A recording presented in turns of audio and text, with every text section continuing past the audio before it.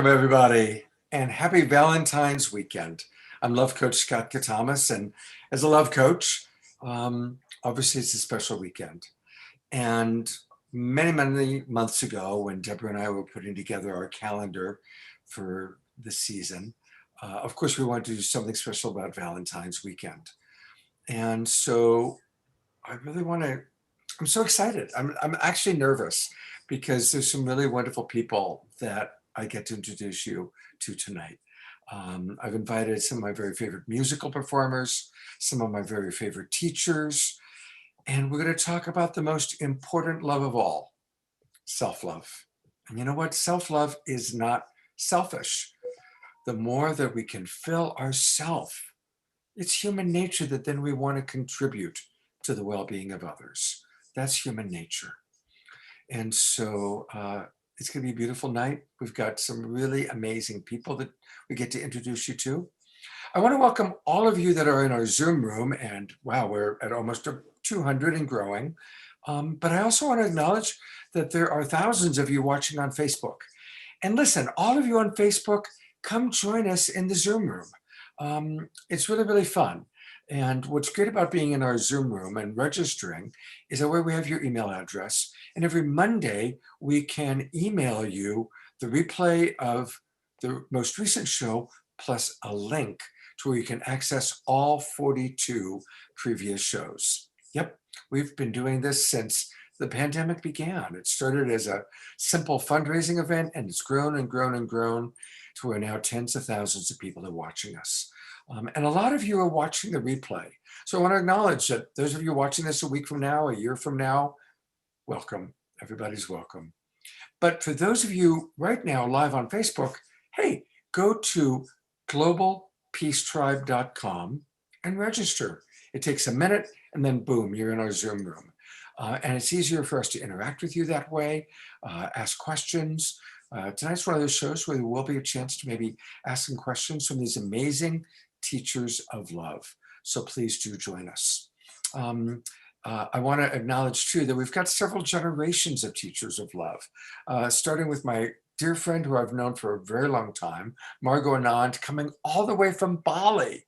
And so we've got Margot all the way to my teaching partner, Trish Wright, who's a young millennial genius. So anyway, you're going to get a chance to meet them and everybody in between. And I also really want to acknowledge Jay Mayer, our executive producer. He's created a lot of the videos you're going to see tonight. So we'll see Jay a little bit later. But thank you, Jay. And to kind of tell us a little bit more about tonight and to introduce our guests, here is the most amazing producing partner I could ever ask for, my co-host, Debra Gusti. Thank you, Scott, and welcome everyone to what is now our 45th show that we have produced every Saturday night since the lockdown, April 2020, during these highly challenging but very evolutionary times. And we're almost midway through our winter season, January, March, and with your support, we're now working on season 5, Time to Thrive, April through June 2021. And again, we thank you so much for your donations and for your GoFundMe support, because that's what really allows us to bring you these quality shows every single Saturday night.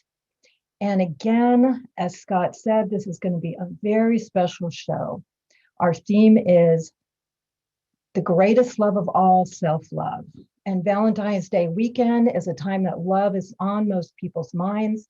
And for those in romantic relationships, it's a time to demonstrate that love. But we acknowledge that this has been a very different and difficult year. And we understand that because of the lockdown, many people may not be in romantic love relationship. The opportunities to connect with everyone has really been limited. So we want to honor the core love that is self-love.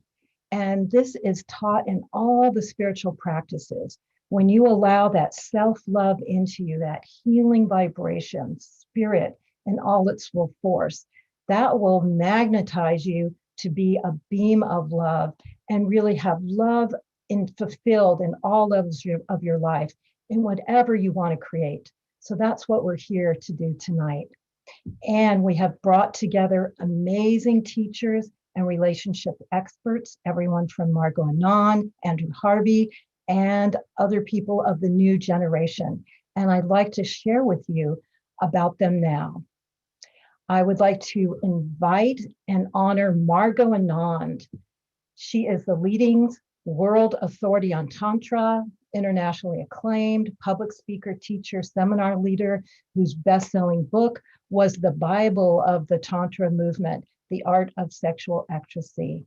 Welcome, Margot, to be with us today. And we are going to feature Andrew Harvey, who is an internationally acclaimed writer, poet, translator, and mystical teacher. And we're honored to have Kamala Devi McClure and Michael McClure, Sacred Partnerships. Kamala is a mystic muse, mentor, author of 7 books, and Michael is a tantric shaman, professional environmentalist, actor, and he's even a professional stand-up comedian. We're lucky to have with us tonight Dr. Brenda Wade. She's a sought-after keynote speaker, trainer, and she's a best-selling author of 4 books on love. We have Sonia Sophia, who's a revolutionary leader in the field of emotional freedom techniques. And we have Paul Sterling, who's an international public speaker on love, relationships, and the best-selling author of Argue Less, Love More. We will also have Trish Wright. She is a heart-centered lover of life, co-host of the Self-Love Show, and she's a certified love and sex coach. Along with her partner, Dawn Light Amora, she's a devoted and driven wife and mother, co-host also of the Self-Love Show, and a spiritual psychology coach. And we're really happy to have back again Joanna Onehart, one of our favorite musicians. She is a multi-genre recording artist, and her inspiring songs and chants tap deep into the collective soul. And we have an amazing demonstration of love in music, Eostar and Matthias. Their music is a journey into the heart on the wings of transcendental guitar, song, and original devotional poetry, mantra, and medicine songs. And again, another one of our favorite musicians, Sister Stone. She's a hip hop and soul artist, earth-rooted leadership guide who performs transformational music. And we always like to spice it up with some magic or other forms of entertainment. And we're going to have back again Paul Draper. He's a very magical magician who's been on the History Channel, A&E, HBO, Hallmark, Travel Channel, and has performed all over the world. We're happy to have him back. And our GoFundMe today is going to be for our new season. Yes, we got some of your support last week, and we'd love to have more of your support to really launch season 5, Time to Thrive. And so we're going to be posting the GoFundMe link in the chat room. We love all your green love. We take that and we really put it into creating an excellent season, and we're going to share more about that later, of what we're cooking on and how you can help us make the decisions of what we're going to share with you for this next season. And that's about it. Scott, would you like to go forward and introduce our next musical act? Absolutely. Thank you, Debra. I get so excited, like as each person, it's like each one of these people I have such love and respect for. So I feel really, really giddy. This is my Valentine's. What a great Valentine's Day. What a great Valentine's night. Really, really beautiful. Well, I'm really happy to put the spotlight on Sister Stone. And I've had the good fortune to work with her a few times now. Whoops, and I just froze, I noticed. There she is. I think this is her 3rd time on the show. And I also recently had the opportunity to work with her. We did a very special show on Across the Aisle about bringing different political parties into understanding each other. And she contributed quite a bit to that as well. And what I love about Sister Stone, and I've talked personally, is that she really sings from the heart. And her songs help us to really, they're very ritualistic, and yet in very contemporary musical ways. So she's a hip hop and soul artist, but she's also very committed to the earth. Sister Stone has lived with indigenous people in South America, Central America, and North America. And so she combines her actual living experience with indigenous cultures into her consciousness, and of course, ultimately into her music. So even though she is certainly probably the youngest person on our panel here, she has a deep ancient wisdom that shows up in her music and in who she is as a being. So thank you very much, Sister Stone, for being with us. She's also coming to us from Tezcatlan, Mexico, and I am noticing that her internet is a little bit frozen right now. So I'm here in Mexico. So hello, can you all hear me? Okay. We can hear you. Your picture is pretty not great. Your picture's freezing up. Well, hello everyone. This may not work. I'm in Mexico and my connection here can be rather spotty, and I want to just extend and give a shot to share along with you all. And so here we go. Is it working okay? It's right on the edge of not working okay, to be honest. What I would suggest is try turning off your camera so that we just hear the audio music. And I'm going to ask our panelists to move and groove to the music. So we'll see our panelists dancing to the music while hopefully having good enough audio. Okay, let's try. Let's go. Yeah.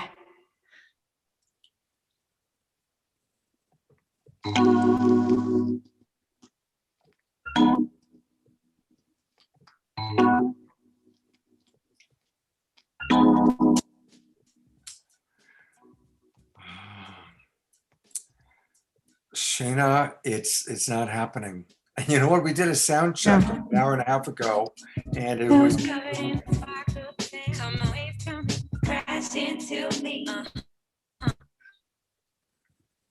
all right. Let's. Yeah, I'm very upset. I'm sad, and I apologize for all of you out there. I wanted to offer this medicine to you, and perhaps later on in my second song, it'll work better. You know, it's funny. It's like now that you're talking, it seems like it's a little bit better, but I think, well, you know what? Let's give it one more try because it was struggling and now it's a little bit better. Let's give it a try. All right.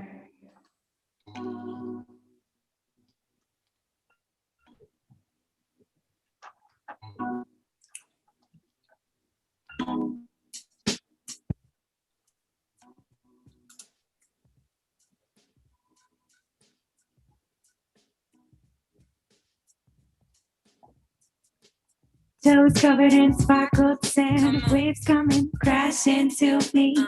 I feel the waters coming in, opening. I feel my femininity. I fall into sensual beauty. Sun on my lips, clenching the sand, moving with the tide, goes my hand. My body is sacred, and so is this land. Give it all to our Mother Earth. Love yourself if you know your worth. Come on, My body is sacred, and so is this land. Give it all to our Mother Earth. Love yourself if you know your worth. Come on,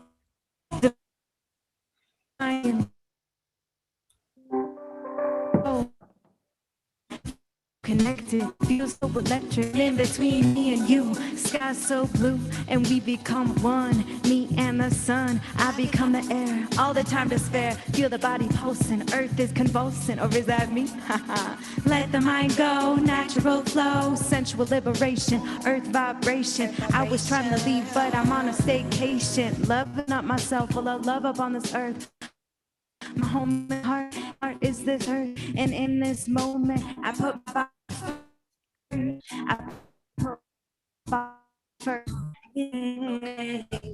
My body is sacred, and so is this land. Give it all to a Mother Earth. Love yourself if you know your worth. Come on. Holy body, holy water. I am holy, and I am of the earth. Holy body, holy hands, touch so sweet the way I care for her, the way I care for her. My body is sacred, and so is this. One mother, yourself if you know. My body is sacred, and so is this land. Give it all to a mother earth. Love yourself if you know your worth. Come on. Breathing in the desert scape, curves blending with the shapes. I feel spirit coming in, opening. Body spread out on this boulder, not a human in my sight. Search for my root, clenching the sand, moving with the tide, goes my hand. My body is sacred, and so is this land. Give it all to a mother. Love yourself, you know your mom. My body is sacred, and so is this land. Give it all to a mother earth. Love yourself if you know your.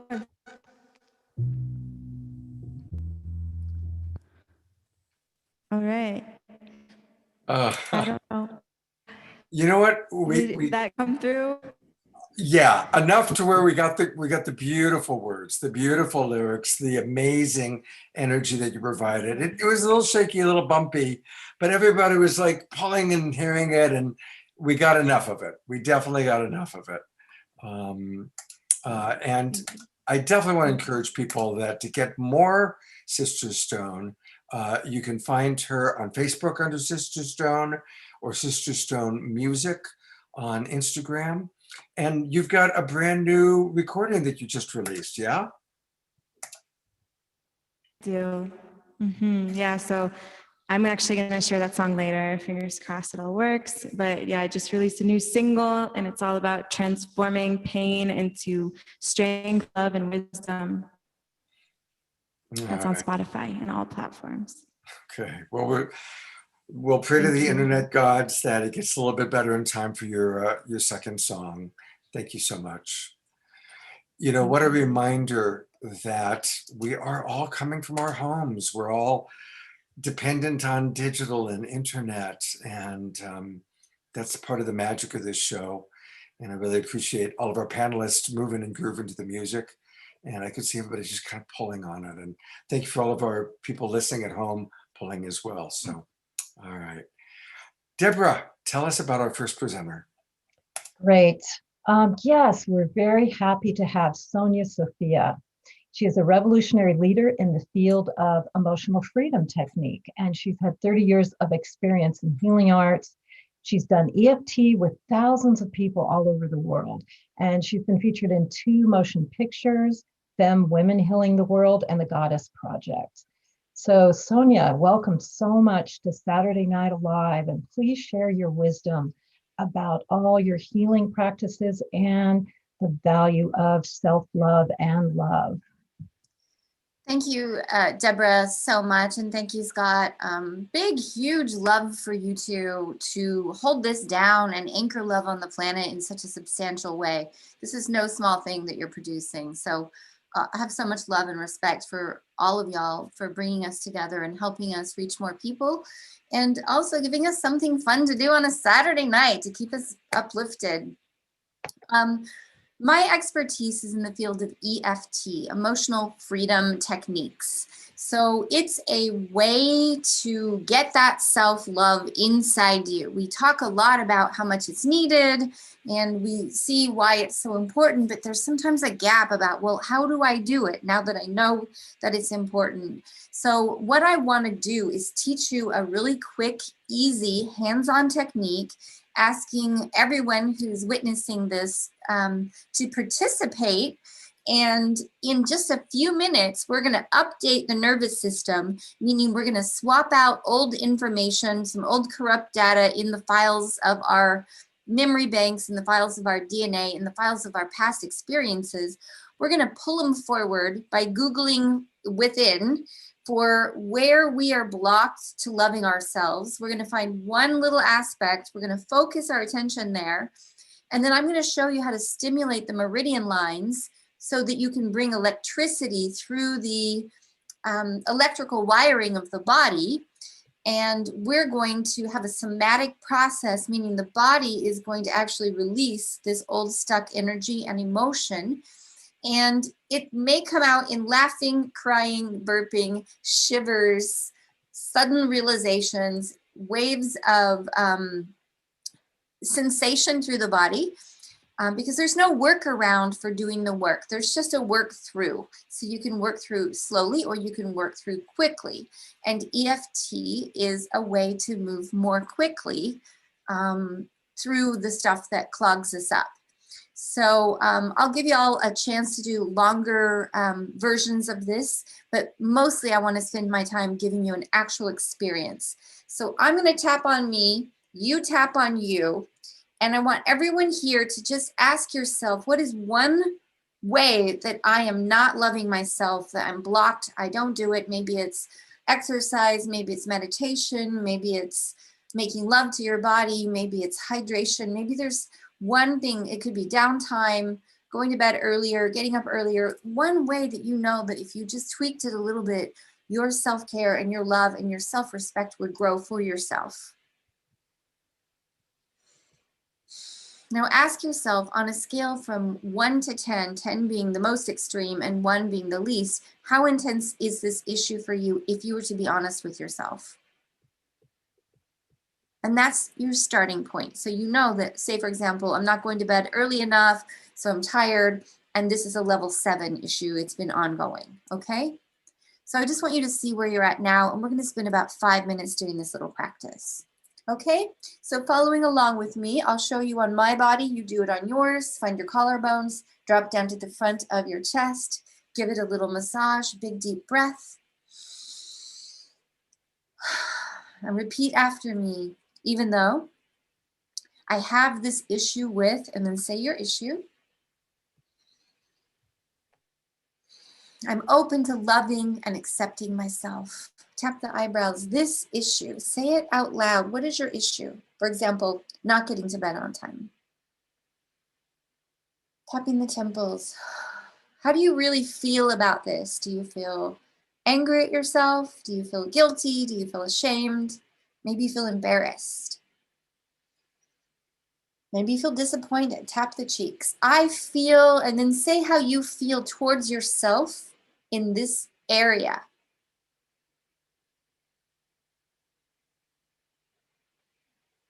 Big deep breath, tapping under the nose. Big exhalation. Tapping under the lips. Part of me is blocked. Tapping the chest. I've been blocked for how long? Tapping the front of the ribs, bottom of the rib cage. It started when did this start for you? Blurt it out. Tapping the side of the ribs. I'm open to loving and accepting myself, even if I've been doing this for this long. Tap the inside of the wrist. And part of me wants to blame who? Who do you think is responsible for this? Is it yourself? Is it a former partner? Is it your parents? Big sigh. Tap the side of the thumb. I'm open to releasing this pattern that started from where? Where do you think it really started? Was it someone in your family who modeled this to you? Big sigh, tapping the index finger. I forgive myself for having to learn about self-love this way. And just forgive yourself for being where you're at on the journey, right? Big deep breath, tapping the middle finger. Tapping the bottom of the fourth finger. Now tuning into this blockage one more time. Ask yourself, how intense is this issue now? Tap the little finger. I accept this issue at the level that it is. Big deep breath, tapping the side of your hand. And just accept for now, wherever the intensity is, maybe it's shifted, maybe it's intensified, maybe it's decreased. Tapping the top of the head. I give myself permission to have this the rest of my life, if that's what I need to do. And just give yourself permission to take it to the grave. That may seem strange, but watch what happens when you actually tell yourself, okay, take it to the grave. Tap the eyebrows, big deep breath. Tapping the temples. Now tune into the intensity around this issue one more time. Tap the cheeks. Okay. I wish I had more time to tap with you because that's the smallest little taste I could give you. But I want you to check in. Did you feel, put it in the chat, did you feel energy in this changing in just 2 or 3 minutes of tapping? If it increased, it means you were touching a nerve and a few more minutes of tapping is really going to release you. If it decreased, you notice that this is actually a tool that can work for you. So I wish I had a full hour to tap with you, and actually I do. And I want to hip you to something I do every Monday night called World Tapping Circle, so that you can jump in and do that for free. I want to give you all a free month of tapping, because right now we need as much love in our nervous systems as we can. So thank you, Scott, for sharing this link. It's worldtappingcircle.com/free month. So anyone who types that link in can actually tap with me unlimited for 1 month. So get in, move what you can, and open up that flow of love. The more of us that open up our love, the more loving our world becomes. Thank you so much. Thank you so much. You know, one of the things that's really, really fun is that a lot of us are getting to know each other and kind of connecting. And, you know, we're doing our different online shows. And Sonia Sophia was a guest on Trish and Dawn's self-love show. And this has really been like self-love week. So I want to encourage everybody to watch the self-love show. We'll talk about that later on, how you can watch it, or maybe we can pop it in, Trish or Dawn, pop it right now in the chat box. And go back and watch last week's show with Sonia Sophia, where she has a more extensive tapping. And one more time, I do want to give everybody that link, because it's very generous of you, Sonia Sophia, to give us a free month of tapping. So again, the URL is worldtappingcircle.com/free month. And thank you very, very much. This is the second time we've had you on our show, and I certainly hope that you'll come back. And we're beginning to expand out into doing workshops and things with some of our favorite speakers, so maybe we can do that with you sometime soon. Thank you, Scott, and thank you, Debra. And wow, what an honor to be here with you, Margot. You changed my life, and I love you so much. Thank you. I'll put the spotlight on Margot there for a moment. And there's again another example of how many of us have learned from Margot. Margot's been such an incredible teacher to so many of us. But we're going to hear from Margot in a few minutes. But before we hear from Margot, I get to introduce 2 people that I have tremendous respect for. When we were first designing this show, it was like, okay, if I can get Margot, that would be really awesome. And I really want to see if I can have Kamala Devi and Michael join us.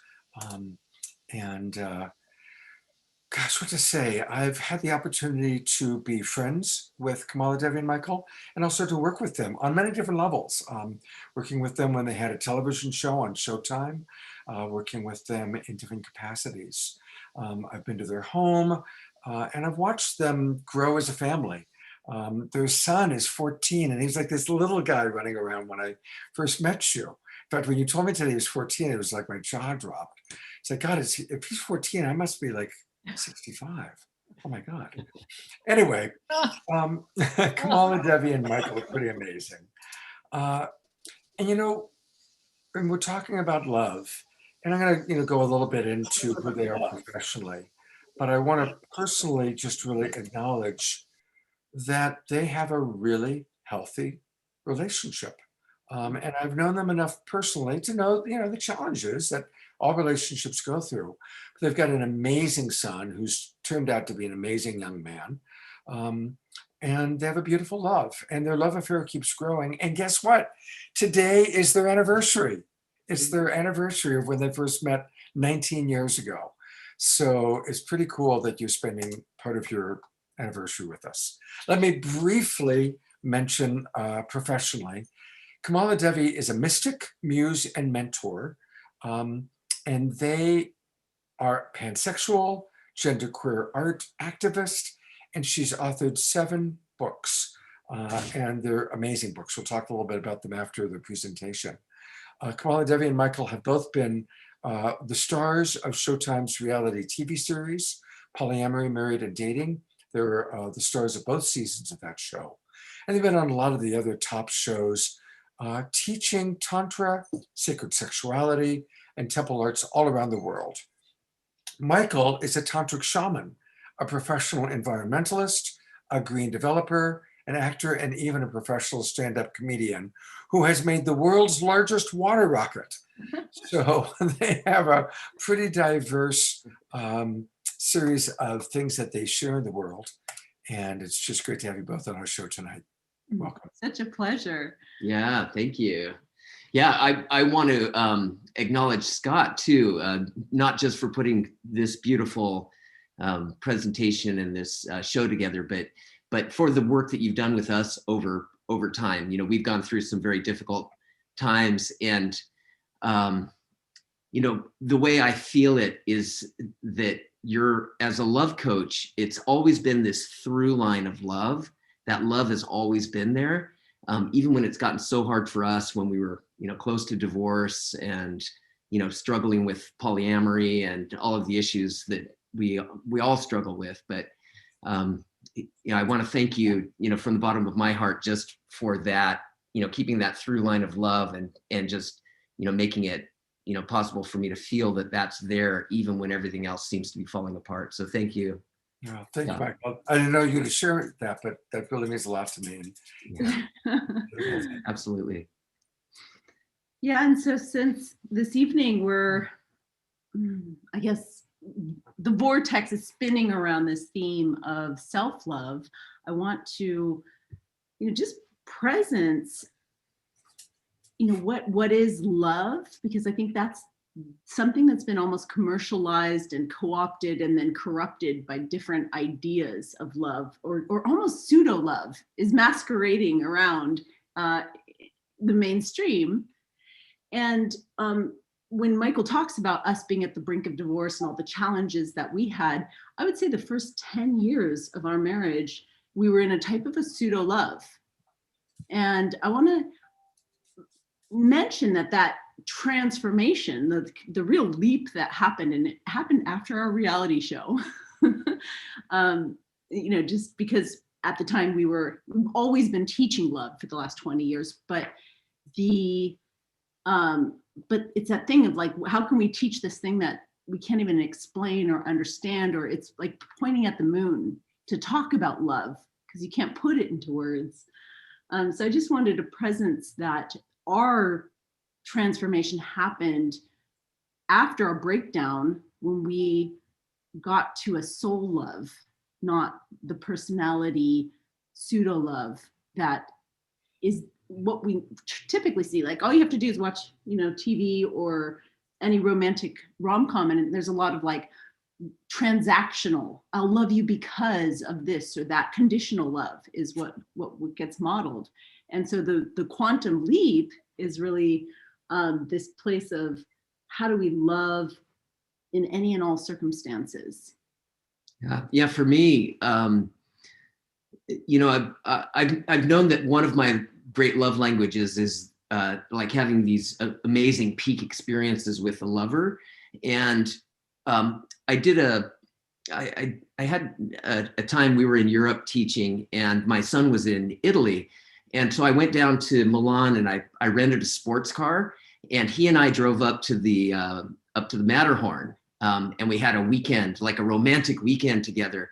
And it just filled me so much with love. And then, so afterwards, I was thinking about it, and I thought, you know, I felt so much love in that circumstance, and it really didn't have to do with my lover. You know, this was my son, but it could have been anybody, and it could have been myself. You know, just having that love, and just, you know, really feeling what it is, and really experiencing that, you know, that love language with myself is really what was happening. It didn't have anything to do with, you know, with Kamala Devi or with, you know, with my other lovers. And I think the mother love or the children love is parental love is the closest that humans can come to an unconditional love, you know, and then the conditions often start to pile up when you're in relations. It's like, oh, okay, all of a sudden you have a mirror in front of you, someone upon whom you will project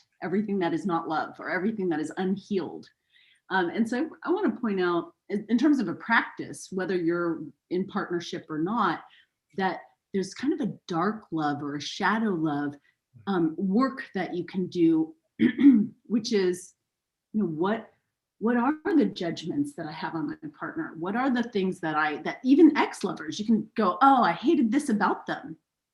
Well, that, whatever judgment I have on this man is a projection of what I consider unacceptable in myself. You know, so a lot of our work now is shadow work. If we're ever in the illusion that we're not happy with each other, it is an illusion. It means we're not happy with ourselves. yeah, and just staying in a beautiful state despite circumstances, that's been sort of my theme for the past several years. And you know, that's realizing that, you know, even if Kamala Devi is, you know, being terrible or mean to me or angry or whatever, you know, I can, you know, break down, or I can stay in a beautiful state. And when I was able to start doing that, it started, you know, like spiraling up basically, where, you know, I realized that my happiness wasn't dependent on her, and my love wasn't dependent on her or anybody else. And then he becomes irresistibly attractive because Right. you know, so it's so gorgeous to see someone fulfilled.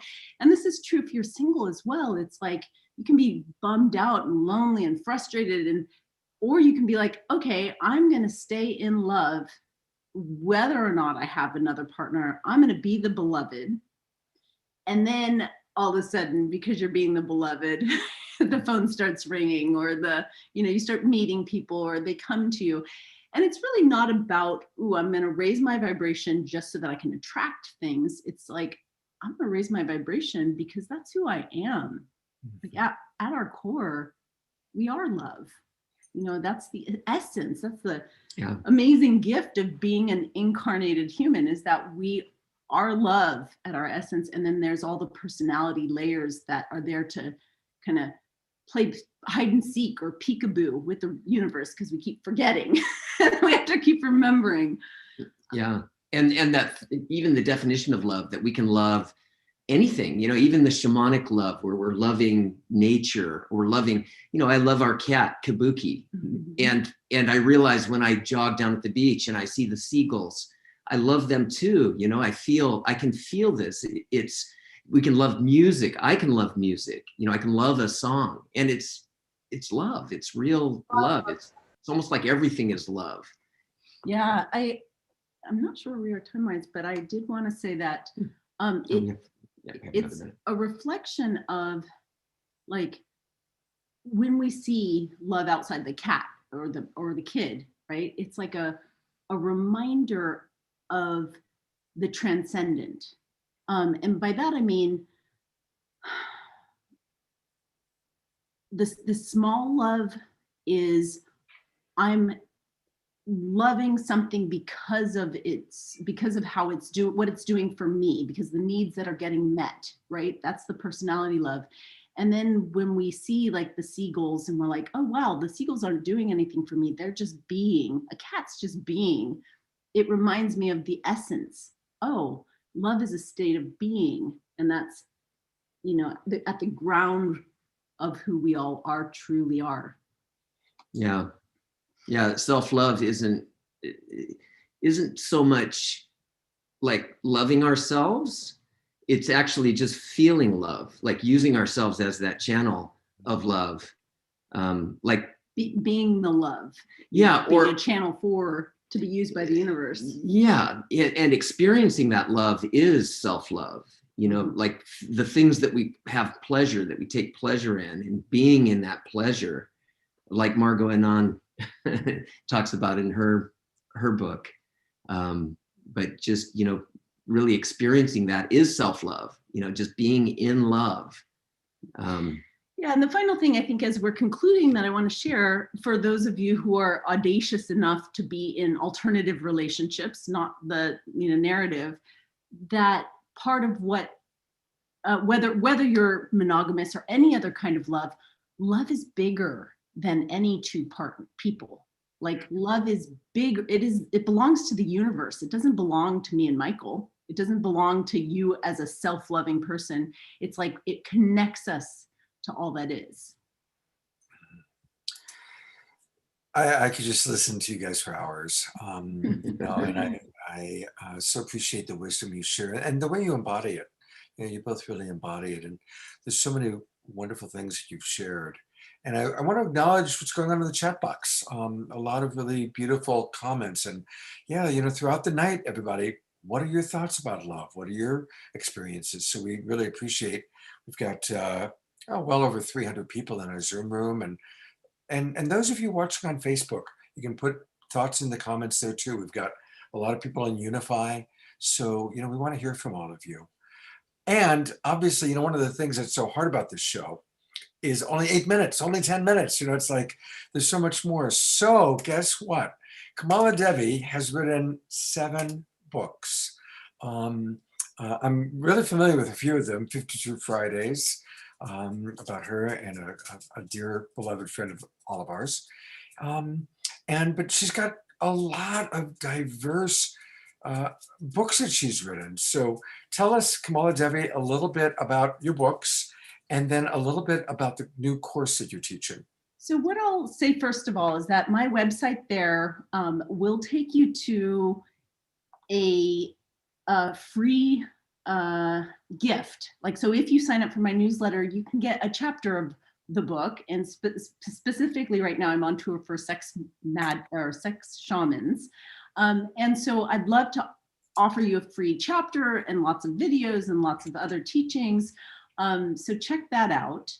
But really what's juicing me up as I've been on tour, right, with my new book, Sex Shamans and 52 Fridays, is that I'm coming across this huge groundswell of people needing support in sex and relationship and, activating their Kundalini.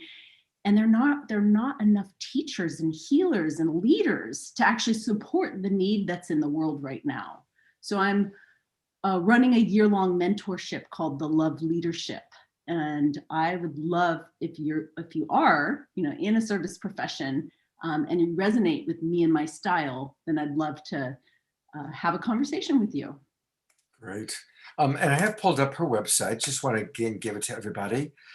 It's her name, kamaladevi.com. So go to www.kamaladevi.com. I love that photo of you. It reminds me of when we did the Eco-Sensuality Day together in Maui. Yeah. And there you are that's a very lucky tree. I just got to say. No greater love than that's Mother, Father, Earth. That's a beautiful photo. And of course, you can find all of her books there. And again, you can stay connected with her. So, go and sign up, give her your email address. She's up to always wonderful, wonderful things. And it's just great to see both of you. Thank you for being on the show. Thank you, Scott. Love you, Scott. Me too. Wow. What a beautiful Valentine's night. I hope we're all having. And do write to us. Let us know what comes up for you as you hear all these wonderful speakers. We've got Margot Anand coming up and other speakers and more music. But right now I'm going to bring my partner Debra on because we've been working this week on everything else. We've started working on season 5, Time to Thrive. That's April, May, and June's programs. And so I'm going to turn over to Debra for a moment to chat about it, and then I'll come back. Yes. When Scott and I started almost a year ago now, we had no idea that this would blossom and explode to what it is. And because of your support, and especially your support with the GoFundMe last week, and hopefully this week again, we are going forward strong and doing this new season. And we feel like spring is really a time where we're going to open up and own that thriving again that we know we can. So we've got some great topics that we're thinking of, and some of them we may have or may not. So you can even fill out our survey, and I'm going to put that in the chat room, and help us decide on which ones you really want to see.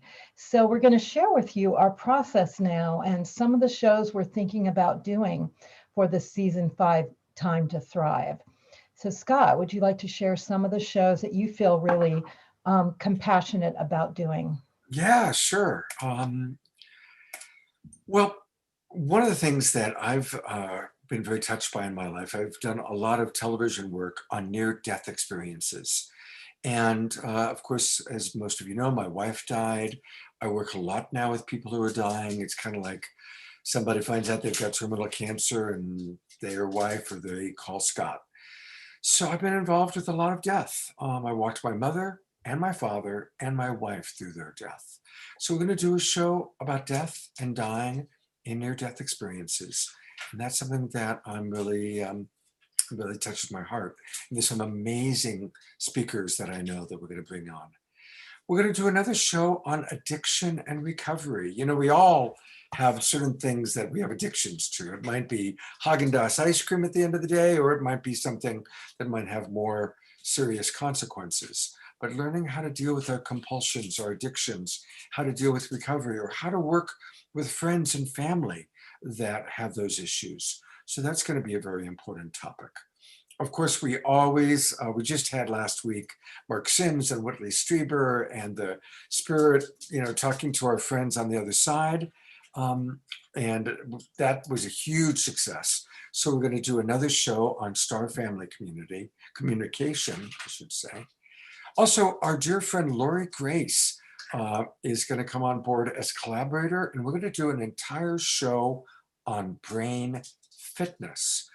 All the ways that we can be operating at our absolute peak. And Lori has taught me so much about that. And she's got some amazing people she's going to bring on board. We're also going to be kicking off our new season. It'll be our anniversary of 1 year. And we're going to show segments of our best Saturday Night Alive moments, speakers, musical performances. And so it'll be really fun for Debra and I and some special guests to look back on our first year together. And then the last show that I'm going to introduce to you that I'm excited about is All Lives Matter. You know, last summer when George Floyd was murdered, I did 6 shows on Black Lives Matter. One of them was Saturday Night Live. Several were with Trish on our Straight Talk show. And so a lot of the people that we've worked with, we're bringing back. And it's not because somebody's gotten murdered. It's not because it's Martin Luther King's birthday. It's because we need to continue to keep raising our consciousness that all lives matter, and to be in the very much awareness of the ongoing fight for social justice, racial justice, social equity. So that's a really important show. That'll be May 1st. And we've got some beautiful people lined up to join us for that. So those are the shows that I'm kind of going to be focused on. And Debra, what are some of the shows we talked about last week that you're going to be focused on? And actually, we have a whole team that's going to be focused on this. And I want to honor Jay Mayer and Jan Kaplan, who's a strong part of our team. And we're looking at bringing back some of the shows that they have made very successful. One is Angels and Miracles. Another show that we've done several times now is Optimizing Health. And a very, very popular show that we just did a couple weeks ago is Indigenous Wisdom. So we'll be looking at bringing those shows back again. And April 17th, we're definitely going to celebrate Earth Day and the new ecology. And it will be honoring some of the people that have been the spearheads of the Earth Day movement from the very beginning, and also the millennials that are really carrying it forward and really creating the eco villages now that we are all have the opportunities to live in. Another show I spearhead is the Divine Feminine. That's really popular. But for this season, we are going to combine Divine Feminine and Divine Masculine. So that's really the sacred partnership that is really what we're meant to do at this point. So that's going to be very special. And another topic we have is manifesting the new economy. Things are really shaking up in our economic world, and what is possible for us, and how do we still become prosperous and move forward with all the different possibilities of the economy now.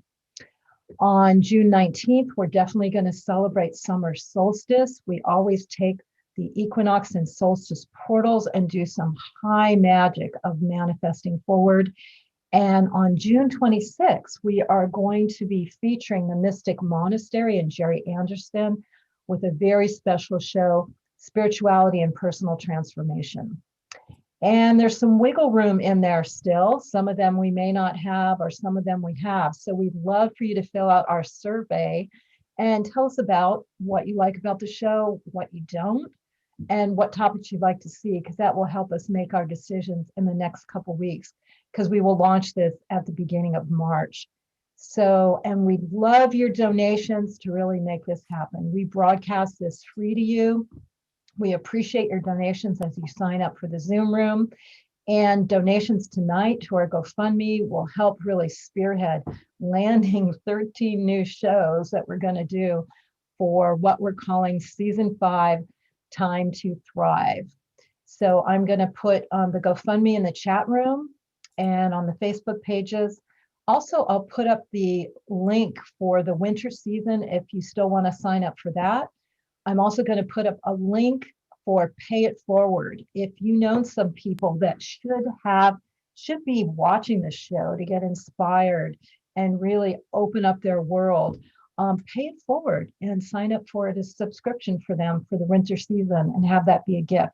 So I'm going to put all that in the chat room and our Facebook groups. And again, thank you so much for all your gifting, your green love, and we're definitely taking it and giving it back to you.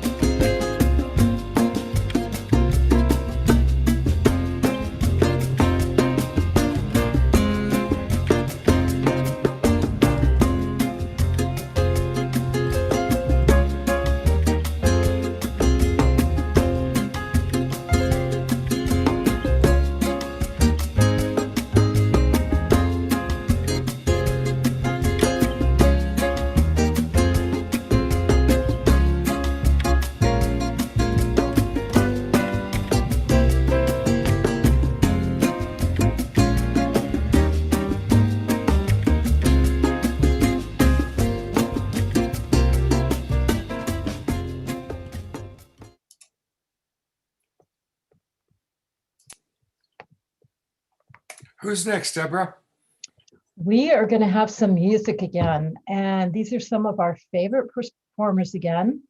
And what's so special about this is they are a couple, so their music comes through with love to all they have.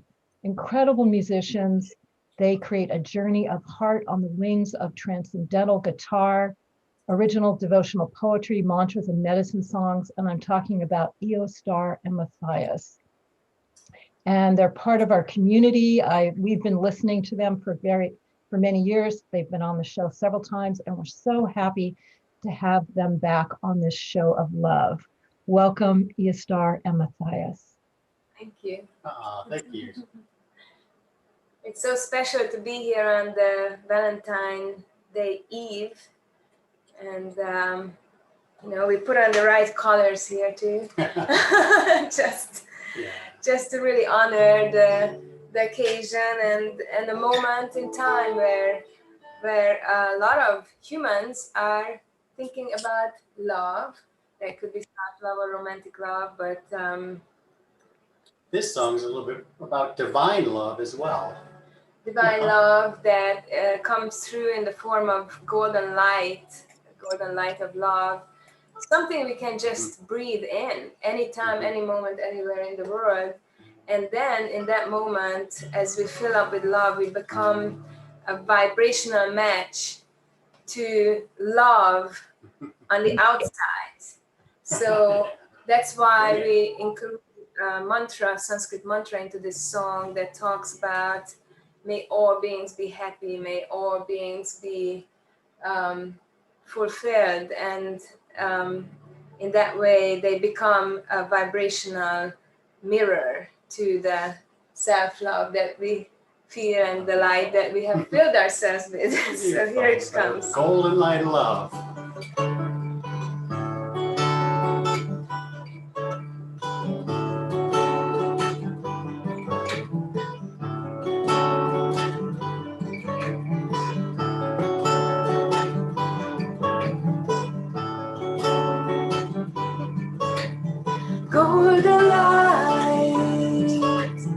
Golden light of love, anoint me, heal me with your loving touch. Golden light of love, anoint me, heal me with your loving touch.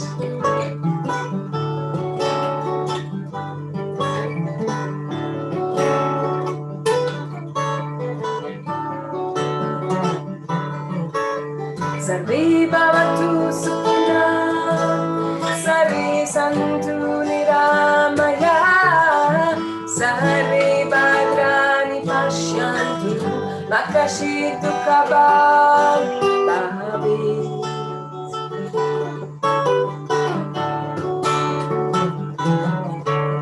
May all beings be happy, may all be free from disability, may all look to the good of others, may no one suffer sorrow.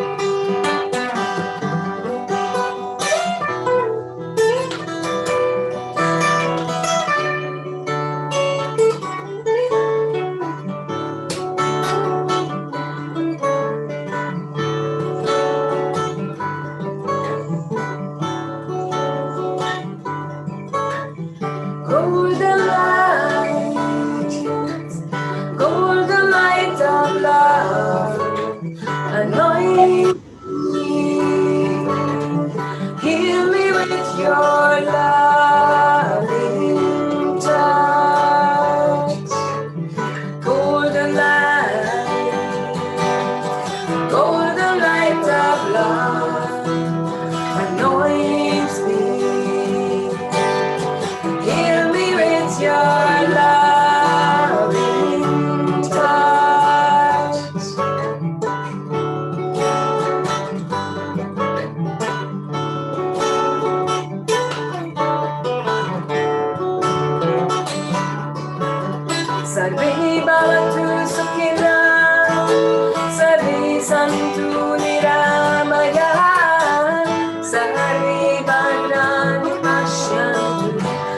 Rashid Kabal Bahabi.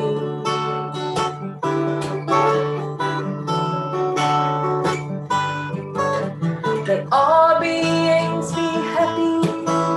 May all be free from disability. May all look to the good of others. May no one suffer sorrow.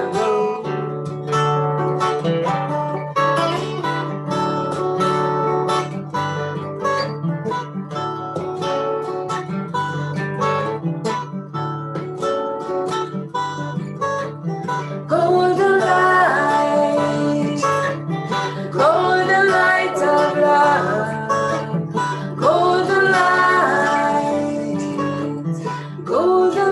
of love, golden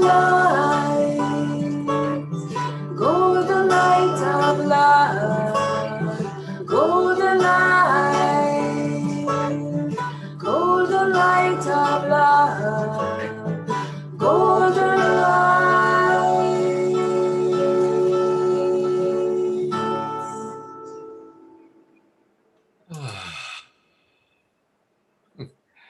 I just love you two so much. I have tears when I listen to your music. It's so beautiful, so incredibly beautiful. And I think you two were actually on our very first show. I'm pretty sure you were on the very first one we did. And it's just great to have you back again. And they're going to come back and do another song for us. But I do want to let people know how you can find out more about them. You can find them on Facebook.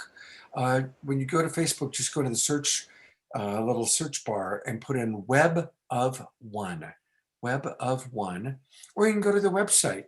And next time they play, it will show the website, but I'll read it to you right now. It's Eostar and Matthias.com.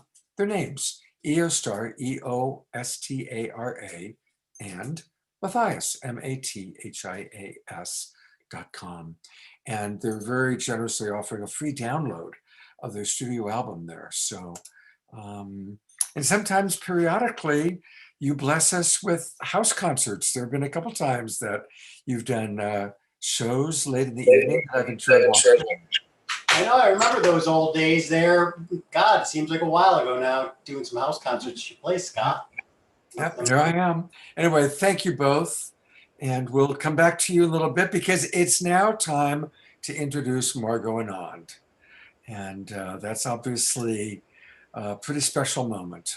So I'm putting the spotlight on you, Margot. And I want to welcome all the way from Bali, a longtime friend of mine. She was also very close with my wife, Suchi, and Margot had had a lot of experiences together. And we're blessed. Margot's coming to us from Bali and blessing us with her presence. Of course, most of you know Margot, but for anyone who doesn't, she is, without doubt, the world's leading authority on Tantra, sacred sexuality. She's an internationally acclaimed author, public speaker, teacher, seminar leader, and her best-selling books, The Art of Sexual Ecstasy, The Art of Sexual Magic, The Art of Everyday Ecstasy, The Art of Orgasm, The Sexual Ecstasy Workbook. They've all sold millions of copies worldwide. Throughout these decades, Margot has developed and taught the love and ecstasy training, a method of healing and enhancing sexuality to its ultimate potential. Again, that word, ecstasy. She's the founder of 9 worldwide sky dancing Tantra institutes. And we're going to hear a little bit about that after her presentation. We're going to talk a little bit about sky dancing and give you where you can learn more about it. I'm going to come on just briefly with you, Margot, to say that I am so grateful that this book changed my life. It was absolutely the Bible of relationship and sexuality for my wife, Suchi, and I. But she also has a wonderful new book, Love, Sex, and Awakening, which I've really been enjoying. So as an author, thank you. And as an incredible teacher that I've had the good fortune to help make a movie with you, a video series with you, attended so many of your workshops over the years. And now here we are doing it digital. We are online. So Margot, I'm putting the full spotlight on you. What are some of your thoughts about self-love? Well, first listening to you, it starts there. You're such a loving host, and you light up my heart. So, Oh, thank you, thank you. Marco. Yes. Thank Yeah. What do I want to say? Well, I want to say that I have a little story that illustrates this very well. When I divorced from my husband, I came to Osho, who is a mystic living in Pune, India, and I was heartbroken. So I told Osho, please, Osho, heal me of my broken heart. So after doing various energy exchanges, Osho told me to go and join a Vipassana group, which was 10 days of meditation. So I thought, oh, I'm an experienced meditator. I came in there with my ego thinking I was going to be in peace and no more divorce woes. Not at all. I experienced all sorts of mental turmoil, which I describe in my book in a very funny way. And mostly it was about revenge, seeing my ex-husband, having problems with the cops and getting fines in the street and getting karate judo people breaking his bones. And, that was my time in Vipassana. So finally I wrote to Osho and I said, listen, Osho, please help. I didn't come here to sit on the pillow to kill people. And so the next day, peace in the house. No problem, no more projections. It was wonderful. And in the end of this 10 days of meditation, I got a wonderful aha moment. And the moment taught me this, which I think is very appropriate to our self-love seminar. It taught me that as a woman, I'm first and foremost a human being who is free, whether she has a partner in her life or not. And this was a very deep realization because in those days, which was, I think, 1979, in those days, a woman to be socially acceptable had to come out with a partner. Then she was invited. But if she was on her own, she wasn't she wasn't given so much attention. So anyway, freedom became my quest. And so that is why I think self-love is absolutely key. Because if you go in life and always remember that everything that happens to you is not something to go down and under and get depressed about, such as nobody loves me, I'm becoming invisible, nobody gives me a hug, I don't have intimate moments. But self-love is the creative ability to bring into your life moments that will offer you bliss bowls, moments that will be blissful for you and that you can pluck and take inside yourself and flower and grow with. And so you replace this old habit of, being coupled and having a lover and depending on that to fill out your sense of loving yourself. You replace that with, I'm a free human being, whether I have a partner in my life or not. I'm free, and this means I can choose with awareness what brings me joy in order to open the door to bliss. And so that is what I would like to say about loving yourself. Scott, what do you think about that? I think it's brilliant. And I come on in for a moment. One of the things I've so admired about you, Margot, is you always have this very positive attitude. And I've worked with you when we've hit challenges, when I was making your video or when there's a workshop and challenges happen. And you always, you'll allow yourself to have the emotion, anger, frustration, disappointment. You take a breath and then you move forward. And it seems to me that that in itself is self-love right in the moment. You allow yourself to have that uncomfortable feeling, you take the breath and you keep moving forward. And I've watched you do that really for decades, you know, and including some times that you were dealing with some really hard stuff, including, you know, these last few years where you had physical challenges and now you've rebounded and are strong. So tell us a little bit about how you practice self-love when it's hard, whether it's physical challenges, aging, anything like that.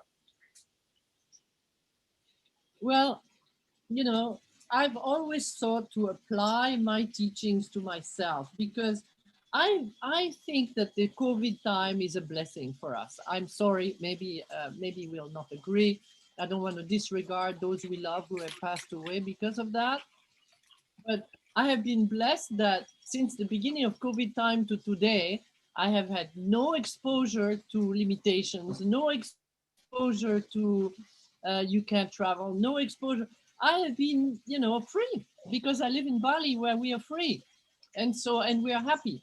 And so for me, looking at, you know, a challenge is gone to first relax, okay? I'm looking right now at a very big challenge. I'm not talking about on television, but I'm looking at basically my money and accounts of the money and retirement that are basically dwindling away because this and that and the other. And I am happy to announce that after learning about this, not a ripple in my being was created, okay? Relaxation was first and joy was first. And so what I've learned and what I want to share with you guys here is that love begins with yourself. And why? Because now more than ever before, we have to swim against the anti-ecstatic current of our society. And we have to realize that we are ecstatic beings and that it's very important to cultivate our joy and to share our joy with the world, because this is how we're going to change the vibration and the frequency of the planet. And so, you know, I now see when we start conversations with friends about all the drama and all what's on the media, I say, wait a minute, what good thing happened to you today? Okay. And how can you actually flow rather than fight? Okay. And what good thing can you do for yourself, for your loved ones, for your partner? It's a duty of care that we have to carry over joy into the world and to carry over joy to other people. And we cannot do that unless we love ourselves.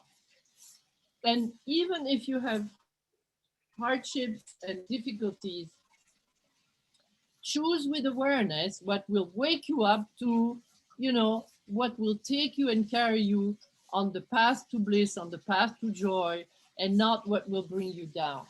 And so, you know, that's what I can say. And, you know, hardships are a way to learn. Fear is a teacher. You go into it and you come out the other side. You have to accept it. You have to see it for what it is. I'm sorry, guys. On some level, I would say it's an illusion. Okay. So, you know, be ready for death. Be ready for resurrection. Be ready for anything, but stay joyful and continue to love yourself. Because if you weren't loved, you wouldn't be here. Existence has brought you here because it loves you. And you have been born out of love. Your parents had to make love for you to be born. And so you carry a duty of care to remember that and to share it with others. And it's not always easy, but look at it this way. The positive side of COVID, I would say, you have all the time in the world to turn the outward directed energy towards yourself and to say, now I have many more hours a day where I can do something good for myself, you know, and this is what it's all about right now. You're entering into a spiritual retreat. You have to go through a dark night of the soul, which is the COVID, and you have to learn how to emerge on the other side in a positive sense of creating yourself anew, reinventing a blissful you, and this is your time to do it. That's what I have to say. That's And another thing, we all need help in this time, and we all need support.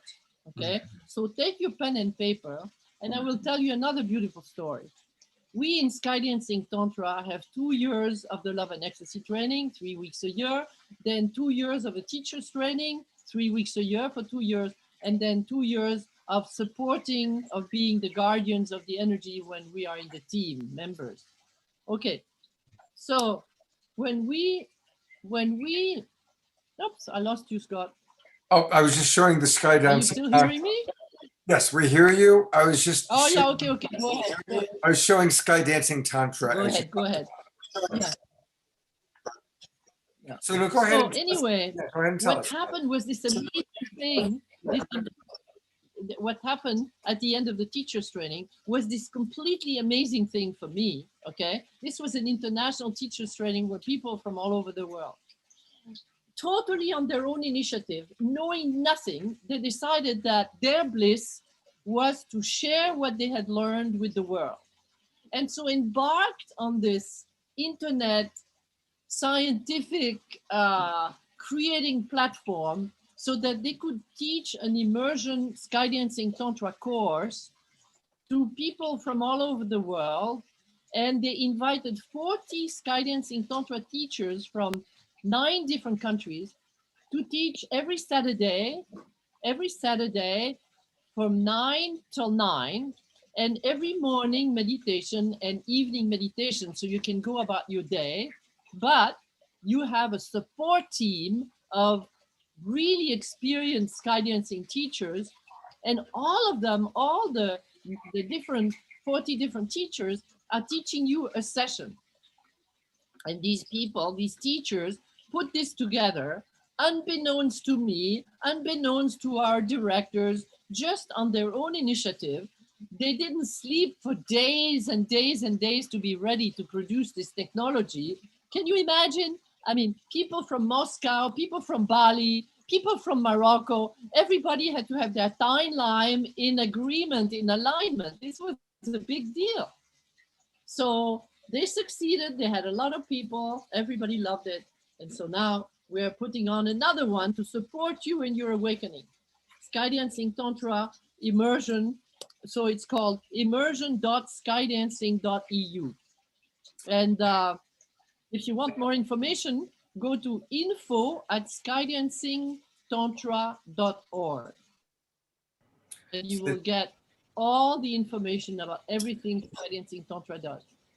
And of course, I'm showing the website right now. Again, it's immersion.skydancing.eu/2021.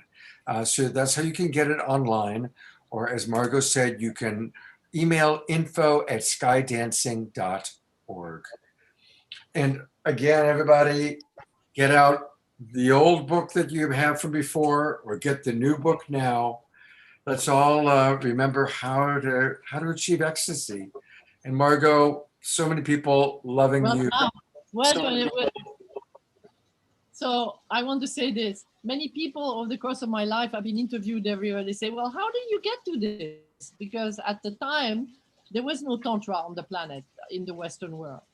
And so I said, well, I went around the world to visit masters, and I received many, many initiations. And actually, this book is the story of the aha moments and the revelations that were so profound, where Kali, the goddess Kali, appeared to me, in my classroom. And, particularly in the chapter, Awakening the Guru Between Your Legs. And the other chapter called Finding God in Bed. And so anyway, this book tells you the adventures of each of these initiations and how it became the Love and Ecstasy training. So this is your source book for Sky Dancing Tantra. Wow. And we were the first. Margot, thank you so much for being on our show. It's just been really, really fun this week connecting with you. And let's stay in closer connection. Thank you so much for joining us. We love you so much. Thank you. Yeah, thank you for having me. And lots of love and joy to all of you present. Beautiful, beautiful. Bye. And I see everybody kind of waving goodbye. Okay. Beautiful. Thank you. All right. Well, let's take a breath because we are going to continue with a lot more about self-love. And to keep it rolling, here's a really, really wonderful video all about that.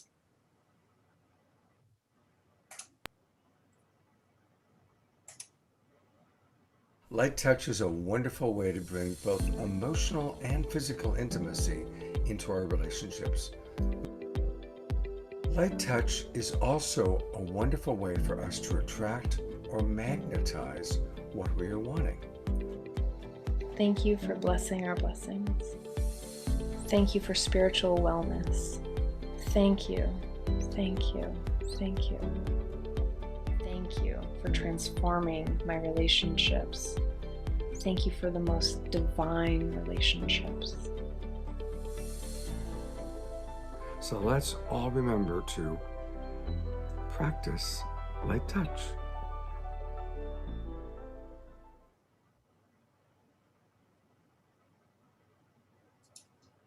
And it's true, a lot of us practice light touch.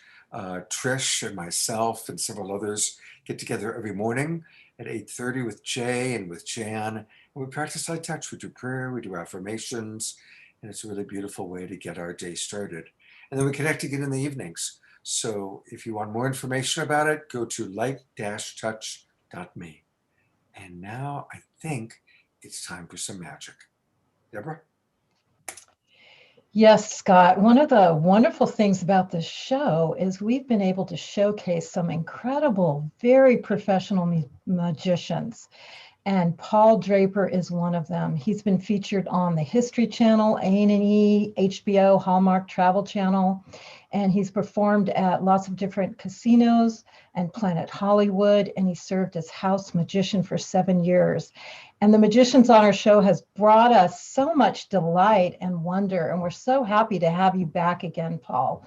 Welcome again to Saturday Night Alive. Yay! Thank you so much for having me. So, as I've discussed a couple of times on the show, the last place that I performed in person back in March was at Disneyland. I was the magician at Disney.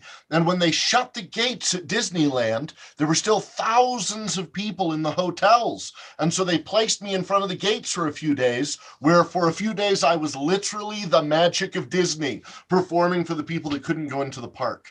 One of the great joys working at Disney is telling the stories of the Disney characters and the movies and the backstory. So how many of us saw the movie Aladdin? Came out in '92. You remember that? But how many of us read the book that Aladdin comes from? Do you remember? It's Scheherazad's Arabian Nights. The Arabian Tales, a collection of Middle Eastern folk tales.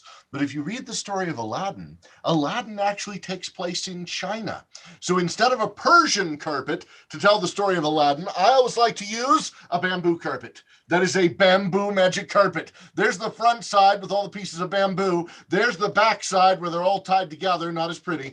I can show you the world, right? Shining, shimmering, splendid. There were 3 animals in Aladdin. There was a monkey, a tiger, and a bird. This is maybe too small to make a tiger appear, but let's try for a bird. 3, 2, 1. Do you hear that? Inside of there, a singing bird in a bird cage. What? Magical. But who we often like to think of when we think of the story of Aladdin isn't the animals, but the most favorite character for most people is who? Do you remember that blue guy? The genie. That's right. Ultimate phenomenal power, itty bitty living space. That's always the problem. Let's see if we can make the genie. 3, 2, 1. There's the genie right there in the genie lamp. Oh, it's so good. I wish I was able to make one of the bigger animals appear. The fun thing about Aladdin, wait a minute, who's that? I see him right there. Do you see him sticking out? Raja the tiger. The fun thing thing is, the story of Aladdin is a story about someone learning about self-love, because Aladdin is this street urchin who doesn't think anybody loves him or ever will love him. He thinks the only way that he can be loved is if he puts on that big show where it's suddenly, Mr. Aladdin, sir, what would you, right? And they give him all the elephants and all the animals and the Sultan's outfit. And you know what? Jasmine doesn't love that guy, because there are endless people coming to her with endless prizes trying to buy her love. But who she loves is who he is in his core.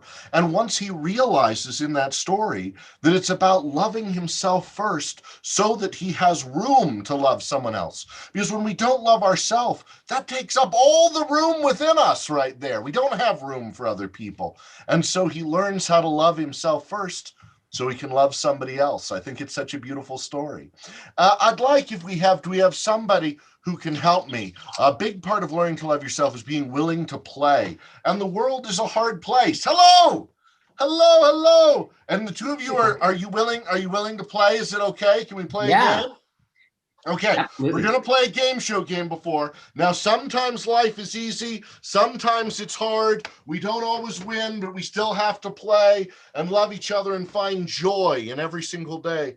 I remember years ago, there was a Russian fellow who I knew who I was talking about things that I loved. And he said to me, "You Americans, you love everything. In Russia, we love two things. We love God and we love family. Everything else we like.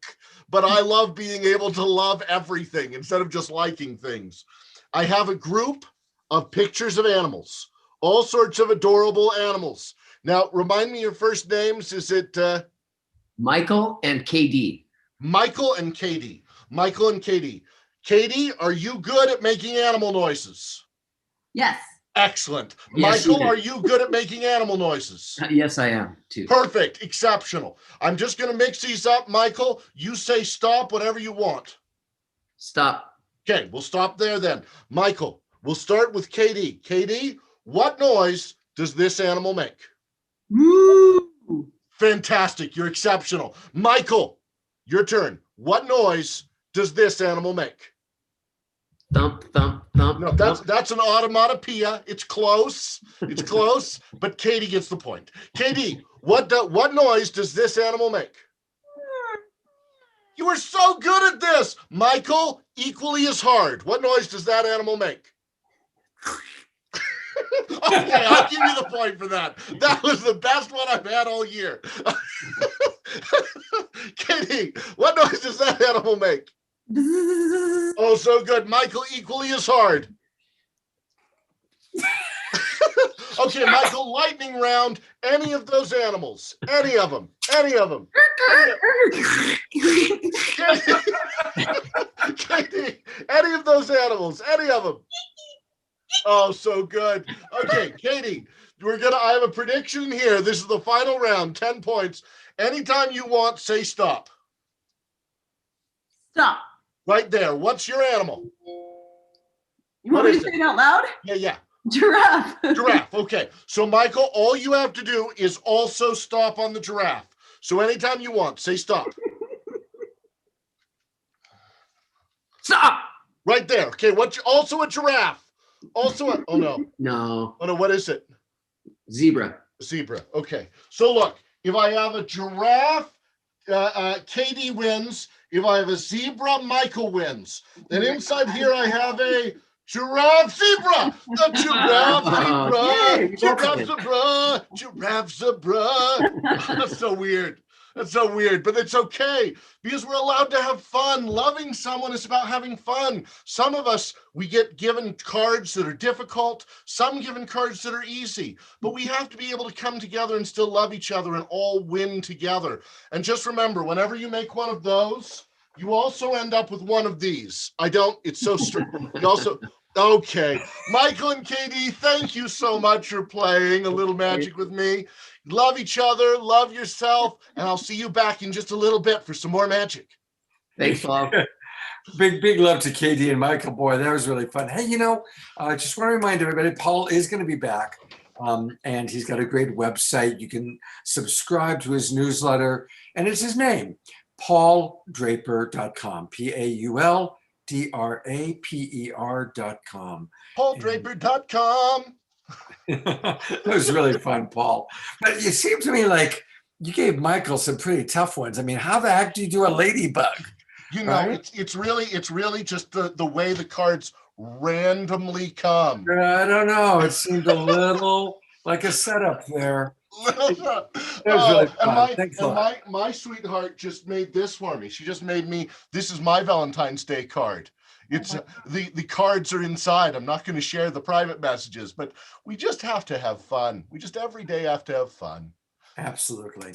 Well, you always are a lot of fun, Paul, and we'll look forward to seeing a little bit more of you later in the show. See you soon. Okay. Wow. Well, the show just keeps on going, and we still have one of our favorite musical performers. She's going to be on twice tonight, once right now, and then she's going to lead our musical journey into self-love to close this entire show out. So we're really excited. But let me put the spotlight on one of my favorite musicians, one of my favorite people. I met her actually through this show, and it's been really lovely to get to know Johanna One Heart Beekman.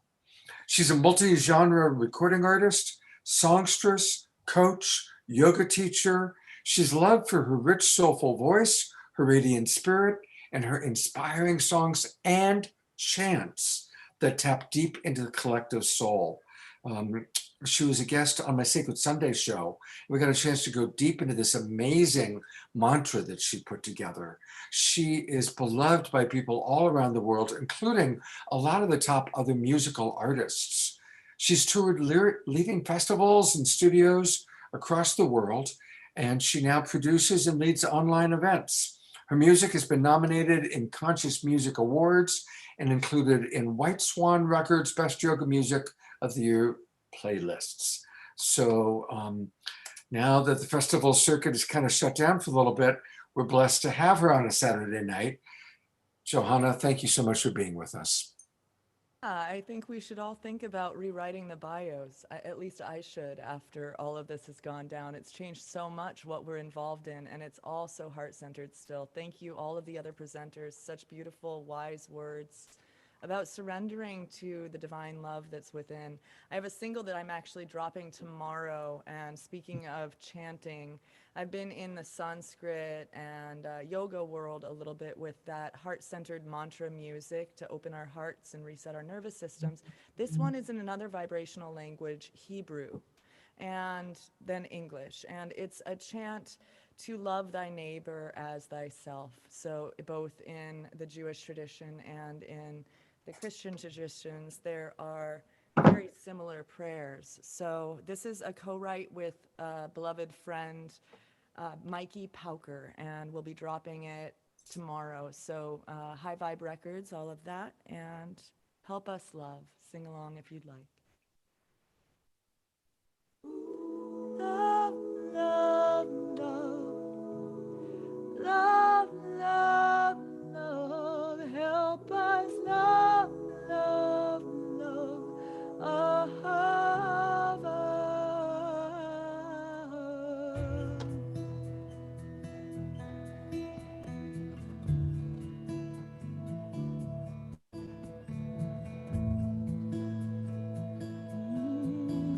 Spirit, love,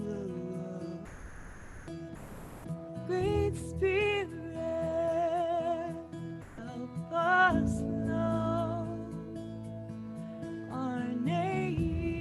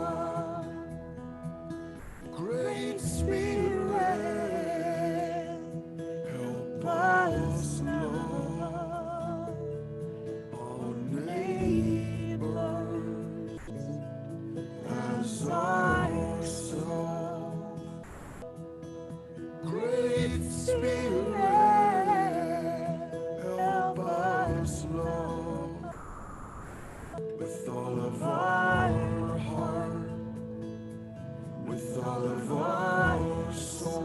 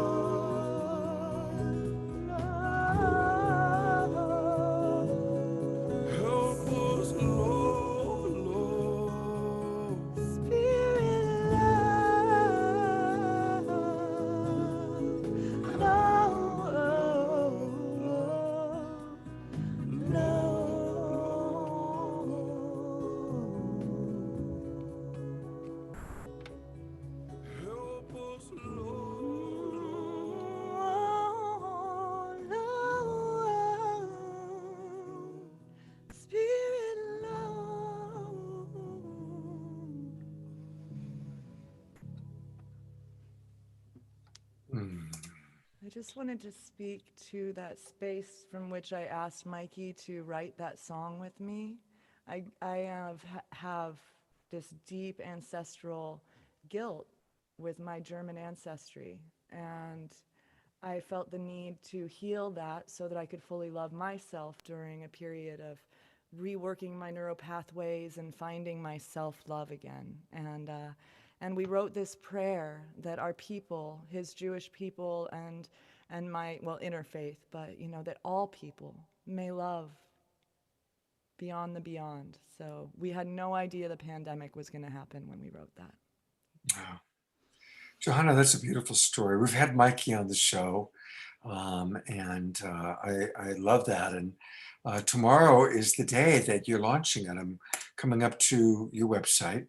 And again, everybody, you can, the release of that song you just heard, the full version with Mikey, is tomorrow. And she's got her One Heart that she does with TV with Krishna Das coming up on February 16th. She's got a mantra party. I'm going to show that in a moment. But you can find out all about these amazing offerings. She's definitely, you've really gone into the online world, providing us with your medicine online. And it's all at johannasings.com. That's Johanna, Johanna, Johanna, sings.com. And thanks, Scott. Yeah, all these wonderful offerings. I'm going to go to one other spot while you're with us, because I want to make sure everybody knows about this also. We've had Krishna Das on the show, and it looks like you've got something really special happening a week from now. Tell us a little bit about that. So Mantra Sangha Health and Healing was a music video and audio production that I did with 24 bhakti artists, which is the path of love and devotion in the sacred language of Sanskrit. And Krishna Das is the headliner for this festival and also for that track. And we are supporting the survival of children in Nepal during COVID-19, and Matrada Nepal Foundation is what we are absolutely giving our heart energy to. We've got Gina Salah, one of my teachers, like I said, Krishna Das, and I just can't even speak. I'm so excited about that on the 21st. Please join us. It's free, and you can donate if you'd like, and it'll be on my Facebook and also Spirituality Gone Wild and Sign Network, and maybe Scott will be able to share the message out. Some other Absolutely. friends like that. Absolutely, yeah. So please do that. And also tonight, you can pre-save the Spotify link for that song. It's dropping tomorrow. So I'm going to put that in the chat for all of you. So please join us in church at 1 p.m. also with Mikey on Clubhouse, if you have the application. Thank you, Johanna. And Johanna will be back for our big closing event. So we're looking forward to that. And thank you to that good-looking guy in the back, the bass player. Oh, yes. I'm so sorry. This is my friend Jacob Jones on the bass, Berklee College of Music graduate. Every musician wants one of those in their band. So bless you. Thank you, Jacob. Thank you very much. He'll be back later on, and we'll take you on a journey back to that heart center and self-love. Looking forward to it. All right. Thank you so much.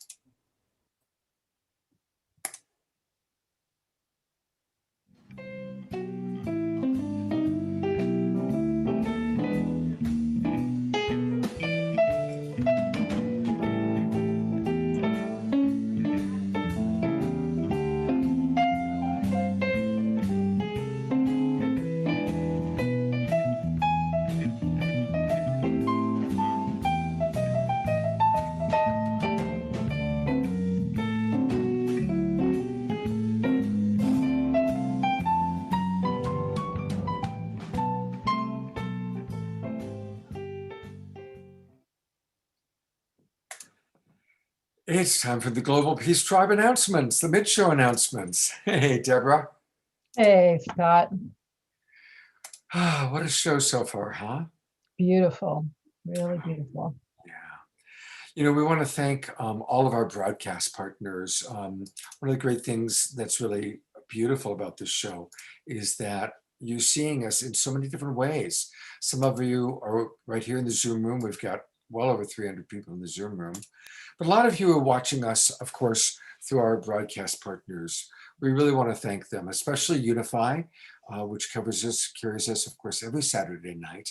And that's one of our larger audiences. And that's helped get us out all around the world because they've got 2 million subscribers from all over our planet. We really want to thank John and Summer Rayner at the Sign Network. That gets us out to about 100 or more Facebook groups and pages. And we really want to thank Light Touch. Jay and Light Touch has been such an important part of making this show grow. And our buddy Alan Steinfeld, many of you watch us on his YouTube channel, New Realities. A lot of you are watching us through Love Coach Academy. That's my organization. And then, of course, there's Earth Dance, Awake TV Network, Humanities Team, Portal to Ascension, Disclosure Fest, Global Days of Unity, Earthwalk United, and New Earth One. That's a mouthful. And it's exciting that we've got so many people that are providing our program to you. And I know Debra's working on some new broadcast partners. So we just keep growing and growing. Also want to thank those of you that are donating to our GoFundMe. I'm going to pull that list up a little bit later on in the show. And I'm going to thank those of you who have donated to us. So thank you so much. It really helps to move this show further along. And we're excited because we've got some pretty cool shows planned. We told you a little bit about what we're doing next season. But Debra, do you want to tell people a little bit about what we've got remaining in this season? Yes, we still have some great shows coming up for this winter season. Next week, February 20th, is going to be Awakening Our Vast Potential Together. This is a show that we're collaborating with Teresa Collins of Global Coherence Pulse. And we are going to have back Greg Braden, who we love, Teresa Bullock. Elijah Ray is going to perform, and he's also going to speak and share his heart. Pete Longworth is going to be doing Truth Drops, It Shall, and some other incredible musicians, Cornflower, Just Magic, Mattia Washington, and we thank so much Wendy Grace, who is sponsoring this show. So thank you so much, Wendy. And then February 27th is Next Level Tools and Practices for Optimizing Health. This is one of Jay Mayer's and Jan's show of Light Touch. They help us produce this and coordinate this. We're going to have Norm Shealy, who is the father of holistic medicine. Gabriel Cousins is going to be coming to us from Israel. Lee Holden, amazing Tai Chi master. We're going to be having Clarity Breath with Ashana Solaris and Dana DeLong. Hyla Klass, Yuval Ron, incredible musician. Also Giselle and Andrea Books and others. So thank you, Light Touch, Jan and Jay, for helping us with that. March 6th, one of my favorite shows, Feminine Leadership Changing Our World. We're going to have Jean Houston. Andrew Harvey is going to be with us as the Sacred Masculine, honoring the Divine Feminine. Claire Zamet, Kaya Ra, Jennifer Berzin, and many more. And this is really about feminine leadership, taking charge now and really making a difference right now. Then on March 13th, we're going to have a really fun show, Understanding and Communicating with Our Animal Family. We have some great animal communicators that are going to come on, and a celebrity, Carol Bassett from the Tiger King show. So that's going to be really fun, and some other really incredible people will be announcing next week. March 20th is Activating Together, the Spring Equinox Portal. As I shared before, we use these very important portal times to really activate a positive world forward. And March 27th, again, Jay Mayer and Jan are helping to sponsor Indigenous Wisdom Show. And so that's one of our more popular shows. And again, we appreciate Light Touch. And you can still sign up for the winter season. I'm going to put those links in the chat room. And also you can pay it forward and give it as a gift, as a subscription. So please share this love with people and give them a surprise gift of a subscription. And again, thank you so much for your donations, for your green love. It makes a huge difference going forward and producing 13 new shows that Scott and I have taken on again. It's quite a lot, but it's really in our passion, in our love for you, and to really create a positive world going forward during these highly evolutionary times. So thank you so much. You know, speaking of that last show, the March 27th show, here is a special trailer we just sent you.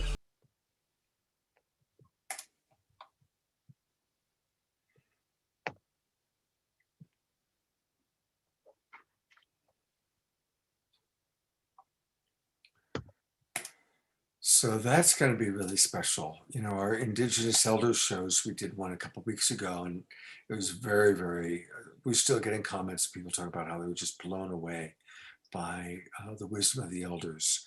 And I really want to thank Jay for all that he puts in to sponsor those shows and to bring such important information to us. And we're really excited about the next one. So thank you. All right, we are going to give it another try because we love Sister Stone, and she has given me a lot. Oh, there's Jay and Jay. You know what? They look so cute. I got to put the spotlight on them for a moment. Look at those two beautiful light touch partners, you know? And I mean, there's another wonderful example of love. They are light touch partners. They work together. They do a lot of creating of all these videos together. Thank you both, Jay and Jan. We love you guys so much. Thank you. All right, we are going to go all the way down to Tezcatlan, Mexico. And there's Sister Stone. And we're praying that the technology gods are going to smile upon us for another song. Hello, hello. Thank you. Blessings and peace, family. It's an honor to be here again, and I'm just so thankful to you, Scott and Debra, for this show. And I've watched it grow and evolve since I joined in the beginning of quarantine, and it really is special. And I'm so honored to be part of such a powerful event so many times. So thank you. So I have a song to share, and this is actually my debut performance of the song because I just released it just a couple weeks ago on February 1st.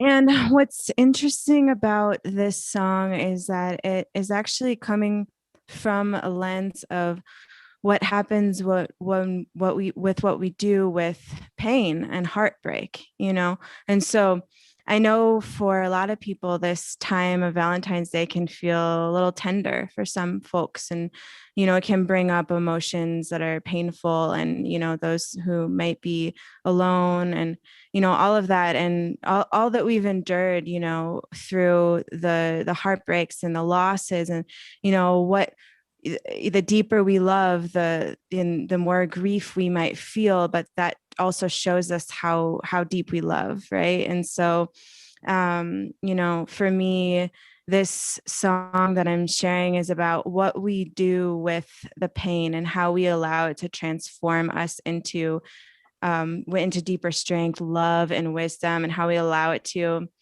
really polish us, you know? And so this song for me is, you know, a song from heartbreak of my own, and how I watched it, you know, this heartbreak break me down to nothing, right? And then in that nothingness, we get to create who we are. We get to build ourselves from that place of that breakdown. And so just as much as the bliss and the love and the joy, it fills our soul, but it's really when we hit those rock bottom points of loss and grief that we can truly rebuild and regrow our soul into something shiny and beautiful and ready to share with the world.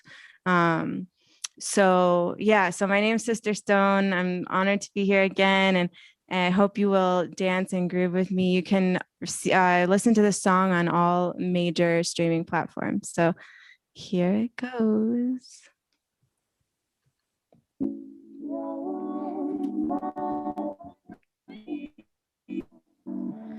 When they do, you will feel stronger, wiser, love deeper, open wider. Your wounds, my love will heal. Love is pain, pain is love. What we go through, we grow through. Eye of the storm, tired and worn, but you're still here. Yeah, you're still here. I love your scars, I'll wipe your tears. You are so strong, you are so beautiful, even with your flaws, 'cause I see your stars. And you're gonna soar, I believe in your soul. Your wounds, my love will heal. When they do, you will feel stronger, wiser, love deeper, open wider. Your wounds, my love will heal. You've been through the ringer, but I'm a light slinger through the dark night of the soul. Let the blessings roll, I'll be here by your side, always down to ride, 'cause I'm a Sister Stone you can always confide in. That's my shit, that's my wave, come into my cave. I'll keep you warm and safe as you pass through the gate. Pain is love, love is pain, the only way out is through, is how we break the chain. Your wounds, my love will heal. When they do, you will feel stronger, wiser, love deeper, open wider. Your wounds, my love will heal. Fearless love, wrap you in the mother's hands, courageous one. Reach for the sun, the gift is here. Inside the wound, search near and far. Because of your courage, because of your trust. Wrap you in love, sprinkle fairy dust. All that you've gone through, all that you persevered. You've been polished and you're ready to shine. Your wounds, my love will heal. When they do, you will feel stronger, wiser.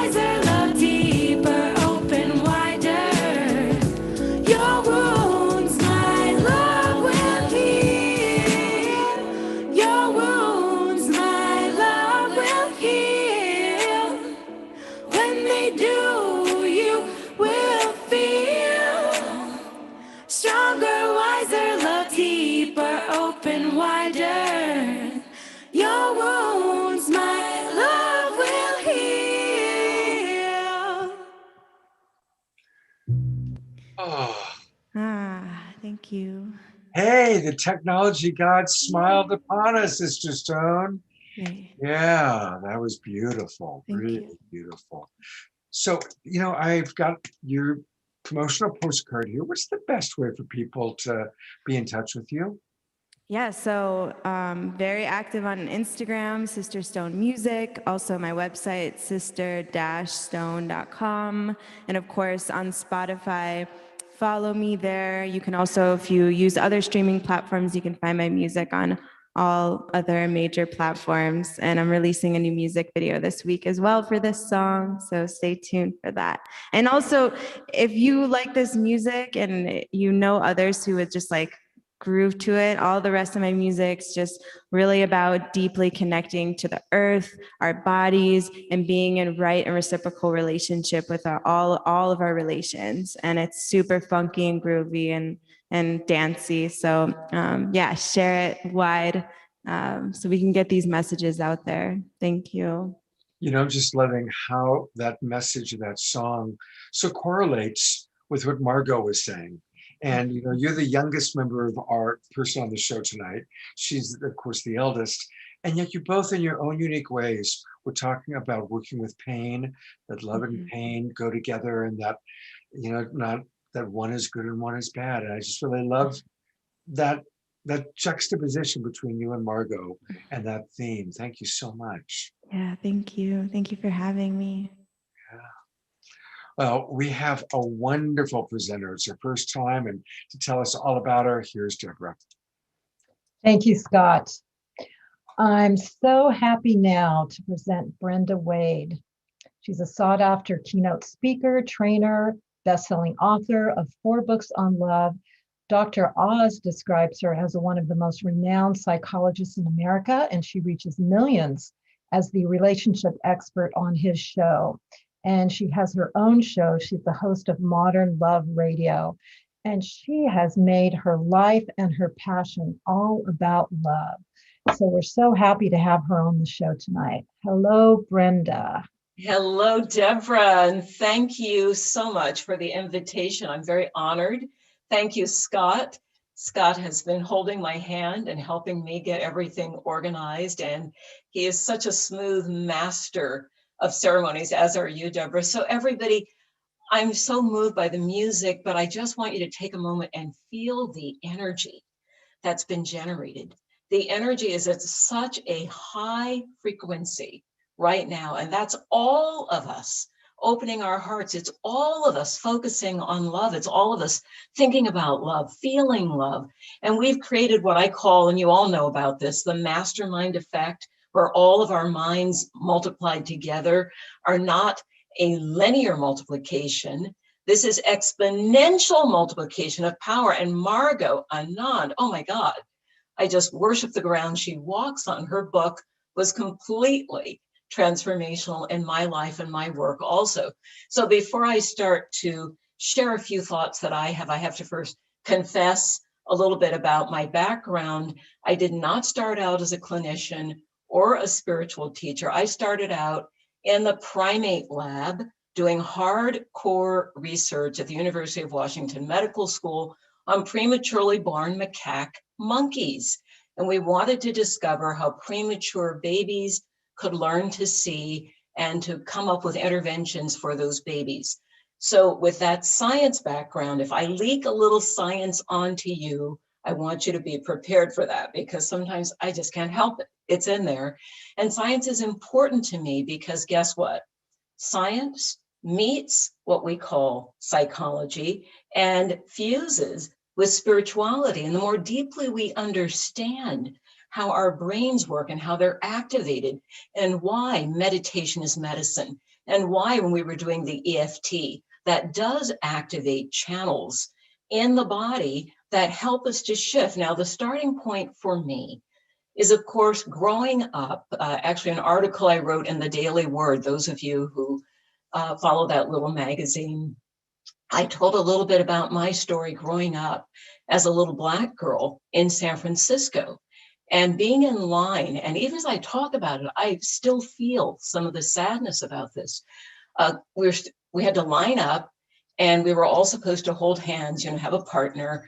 And the little girl standing next to me said, I don't want to hold your hand because my mother told me your skin is brown because you're dirty. Now, none of us are born with a lack of self-love. We are all born with self-love. It's part of who we are. There's never been a baby born with no self-love. Lack of self-love is something that is taught. It's experiences that are painful. Could be something like somebody saying your skin is dirty, which means you're bad. And I didn't know what she meant, but I felt shame. Now, most of you know the scale of consciousness, Dr. David Hawkins. At the bottom of the scale of consciousness is shame.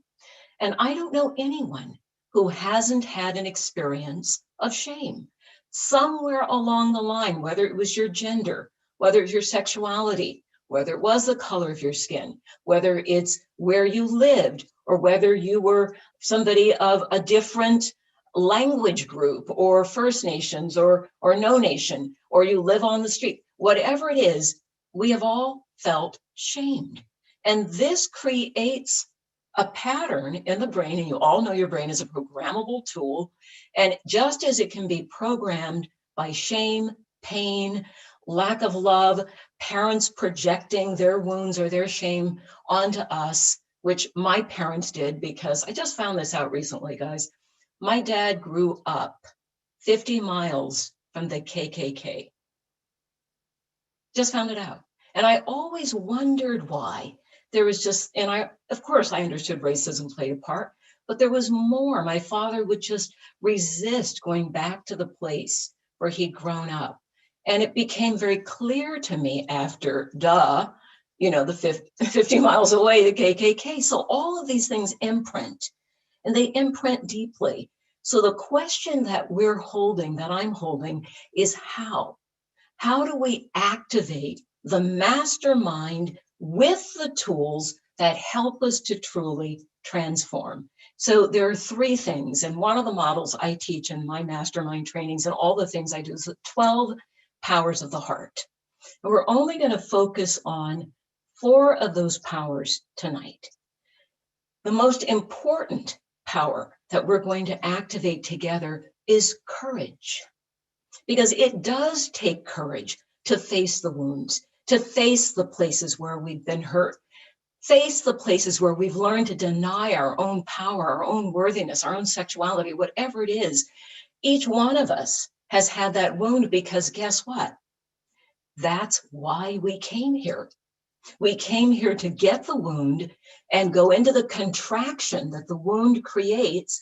And when the contraction gets too painful, that's generally when we start to look for solutions. The contraction got so bad for me that I started looking for help and stumbled into like the Unity Church, stumbled into my spiritual teachers, stumbled into my butt being on the sand in India for God knows how long, learning to meditate, being on retreat in Bali. I was just thinking, Margot's there right now doing her work in Bali.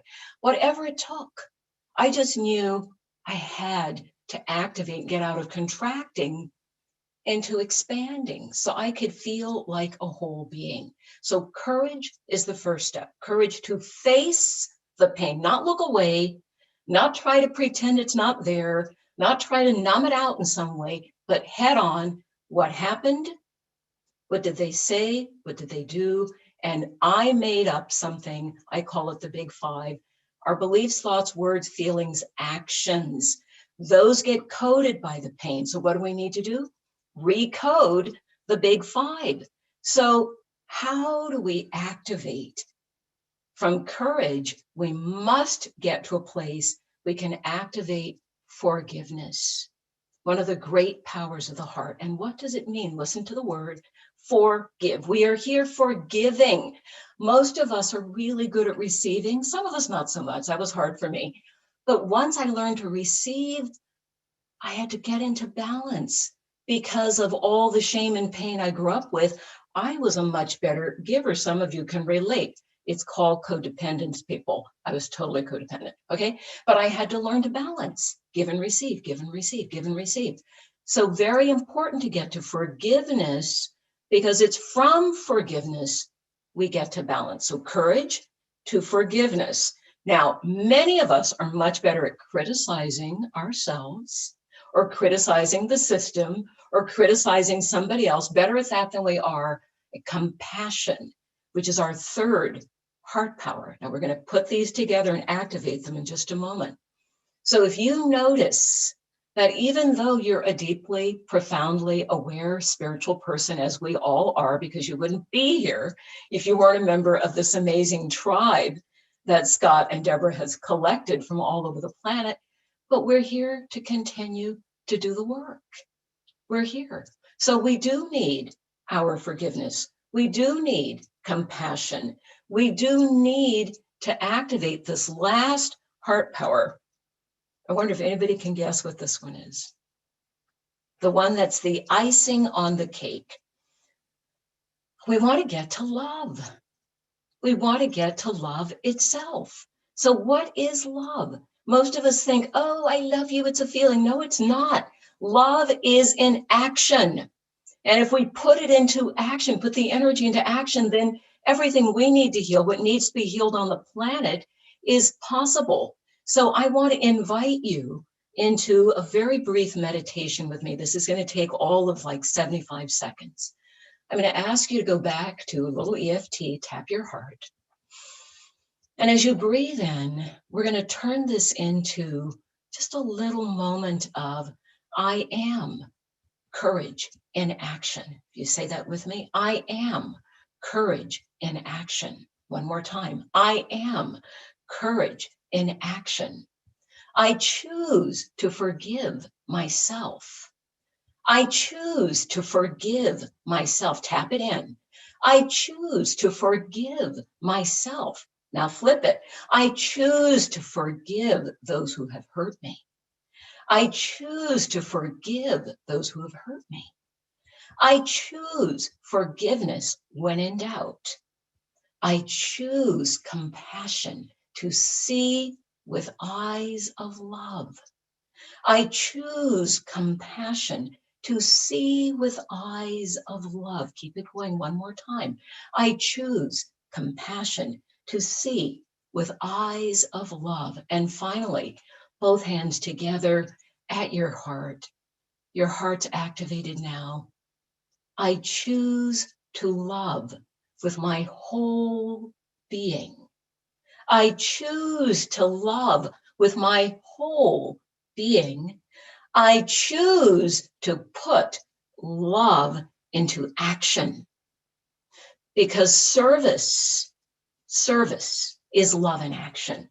And I know from direct experience, when I got over some of my issues and contraction, it was through service and being able to give my gifts in the world. And we all have gifts to give.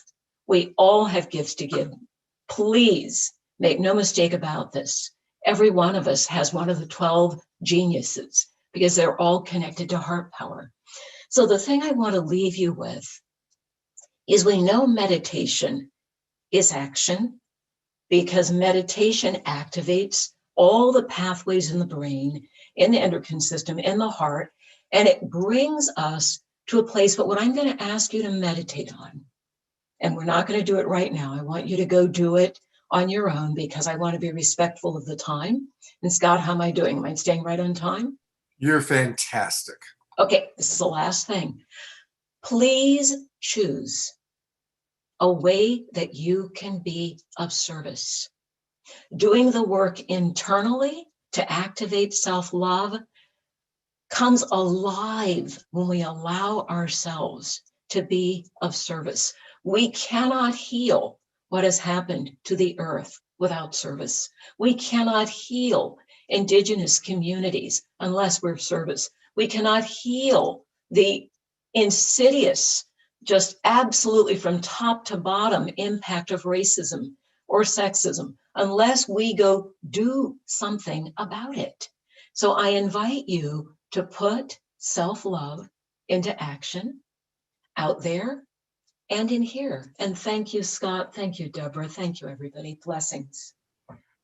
Wow. One of the great joys of my life right now, Dr. Brenda, is getting a chance to meet people like yourself. Tonight's show, other than yourself, everybody was people I've known that I've drawn. And there was no, you've got to get Dr. Brenda Wade on. And it's such a pleasure to meet you, to feel your wisdom and the way that you deliver with so much joy, and yet so much grounded, connection. And thank you for bringing service into this conversation. Thank you so much, because it's one of my great mentors was Marshall Rosenberg. And that's one of the things he taught me, was that the greatest joy in life is when we contribute to the well-being of others. And when we know that joy of service, that's a gift to have that. So thank you for bringing that piece in. I'm going to text you with the next show I want to have you be on, because I already have that. But I also want to make sure that people know about a couple of things you've got coming up and how we can really get more of Dr. Oh, Brenda. you know what? Yes, I have things coming, but I also have a gift for everybody. I have an ebook, Date, Mate, Meditate, and we're putting out a brand new version of it. Anybody who wants it, hit me back, and I will absolutely offer that as a gift. Well, thank you. So now, how do we best find that? Our email is love@docwade.com. Our website is docwade.com. And the email is guys, I'm in the channel. I have to pull myself back and get grounded. I'm sorry. You know what? I can read it. Read that for me? I'm so sorry. I'm just like, thank you. I love how illuminated you are. So there are 5 wonderful ways we can connect with Dr. Brenda. On Facebook, just @Brenda Wade. On Twitter, @Dr. Brenda Wade. On Instagram, @Dr.Brenda Wade. On LinkedIn, just her name, Brenda Wade. And you can email her at love@docwade.com. That's spelled. And the panel above it, Scott, is that I'm actually doing a 3-hour training next Saturday. And that is up on Eventbrite. And it's True Love for You in 2021. And we're going to have a special guest with us. And I will not announce the guest's name tonight, but you will find out about it if you're interested. And I would love to have people join us. And we have special COVID pricing. And if money is an issue for anyone, I will scholarship you. Please don't let money be a reason not to be there. God bless you. What a great soul you are. What a blessing you are. Thank you, Dr. Brenda. Really wonderful to meet you. And looking forward to getting to know you much more fully. Thank you. Thank you, Scott. Thank you, Debra.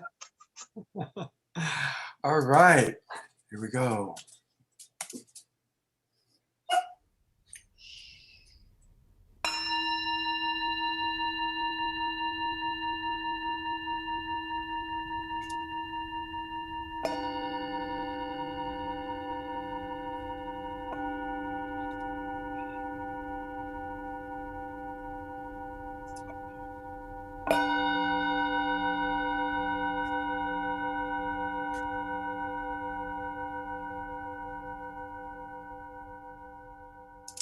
Yep. I mean, as incredible as this show has already been, and it's already like a full meal, we've still got some really wonderful things left. So stick around. And it's beautiful. I'm watching, and almost everybody is still with us. So that's really exciting.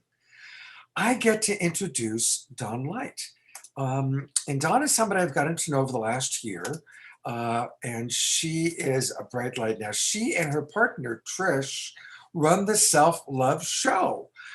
It's a show that's on every Thursday morning on Facebook. And we'll, send the link and we'll show you a little bit about that.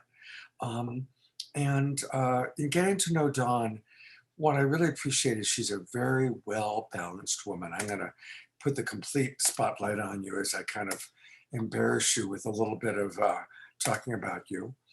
She's a devoted wife and mother. co-host of the Self-Love Show, and she's also a spiritual psychology coach. And I found that both in my private conversations with her and also watching how she teaches on her show, I love how you integrate spirituality in a non-denominational way with self-love. And she really understands that how we relate to the issue is the issue. Dawn has a long background in assisting women to heal core trauma and to spark their inner gold. So it's great to have you with us, Dawn. Thank you. Oh, thank you, Scott and Debra, for this deep invitation. I am so honored to be here. It just warms my heart. Everyone on this panel has been so exquisite, and what has been shared is so juicy and delicious. I just thank Spirit for this, right? Because that's what it is for me. Is self-love is loving God, loving all that is, right? That's the greatest love of all, is love of self, and that deeper realization and into that place inside, and really exploring all the places we have a boundary against love, right? And I have the pleasure and honor to share that I've been cultivating a deep love and love relationship for now almost 18 years. We'll celebrate 18 years together this year, 17 years married and 18 years together, and a 10-year-old. And it is, relationships are very powerful and transforming and very challenging, as we know, right? And that's our spiritual curriculum, our spiritual life lessons arising through that experience.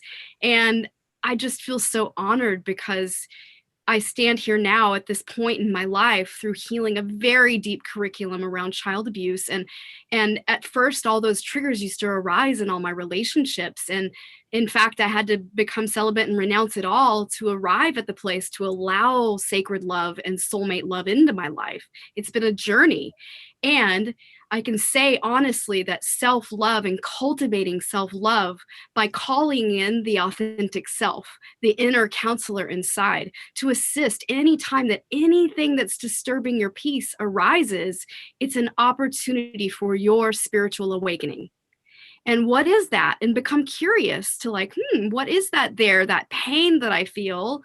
And it's not about the other person, because your feelings are yours, right? And it's an opportunity to explore it, be vulnerable, lean into it, be willing to feel it all, like you would a loving child, pulling it back onto your lap and loving unconditionally yourself, so that you can fully arrive at full self, soulful expression. Right? And that's it. That's self-love. That's loving essence seeking to be expanded through you, because we are loving essence. And so those barriers that we see in our relationship are just a deeper opportunity of healing, of most of the time a ripple of a past experience coming back into our awareness to greet us, and for healing, because we're also doing generational healing, familial pattern healing, right? And so it's all an opportunity to fully expand into ourself. And it's breakthrough after breakthrough after breakthrough. It's the ripple effect and that expansion of living into your full embodiment of soulful expression, what you're here to do, living into your purpose, right? And that's it. And so this is the journey of self-love. And I'm so joyfully excited and grateful that I get to be on this panel and share what it's like to be cultivating deep love in a marriage. And, when my husband and I got married, it was like, we were married at Burning Man, and the storm came, and I was like, oh my gosh, I don't want to be married in a whiteout. And we held hands and walked all the way to the temple, and we talked about weathering the storm of life together. And that is so symbolic to me, that no matter what, unconditional love pervades through our relationship. And no matter what, we will stand in that together. And that has been the foundation of our relationship through the ups and the downs and all of it that has occurred. Unconditional love is what we seek to find in one another and in this life, and to share with every person on this planet, and stand in that ripple and that vibration of loving essence. So I don't know where I'm at with my time, but thank you so much. I hope that is. Absolutely. You know, I love how there's like these certain themes that everybody is sharing in their own way. And again, you know, talking about that it's not just about lovey-lovey, but it's about really taking hands, walking through the storm together. 18 years you've been together now, yeah? Yes. And you've got a wonderful son, Vision. Yes. And, and one of the things, I'm going to show your website, Dawn. And one of the things that I appreciate about the work that Dawn does, and probably that Dr. Brenda does, I know that Trish does, you know, in becoming empowered, you know, there is also doing the healing work, doing that deep healing work. And it's a process, you know, deep healing, we feel more empowered. Deep healing, we feel more empowered. So we're looking at Dawn's website, sparkyourinnergold-com.mykajabi.com. We'll put that link in the chat room for everybody. And yeah, tell us about how you help people unleash their sovereign queen. Well, the program that we are launching soon in April is really about helping women fully embody and own their sovereignty, right? And express their inner gold, right? Because everyone has that gift of inner gold that they've come here to express and live. And it's really covered up by the painful experiences, the imprints, like Debra Brenda was sharing with us, that the imprints kind of can cover up that gold or that spark or that light that we're really here to lean into and express. And so it's really a program to help women unlock that so that they can fully stand inside of their story and own their worth instead of stand outside of it and look kind of like struggle against it, right? It's about standing inside of it and residing in it, knowing that this is my spiritual curriculum and I'm home inside of it. And I no longer have to wear it like a cloak or like a jacket, like a barrier of armoring, right? That really draws and attracts the experiences that are difficult. Is when we fully heal and embody, we can let go like a wet jacket, just lay it down for good. Dawn, thank you so much. It's just great to have you on the show. And I love your energy and your enthusiasm. It's infectious, absolutely. Thank you so much. I feel so honored. Thank you. Absolutely. Debra, what do we got next? Yes, and now again, we get to experience love through music. We're going to be having back Eostar and Matthias, a beautiful couple that takes us on a journey of the heart. Hello, beloveds. Hello. Our next song here is titled Welcome to Myself. And it speaks for itself, so I'm not even going to say any introduction, just play.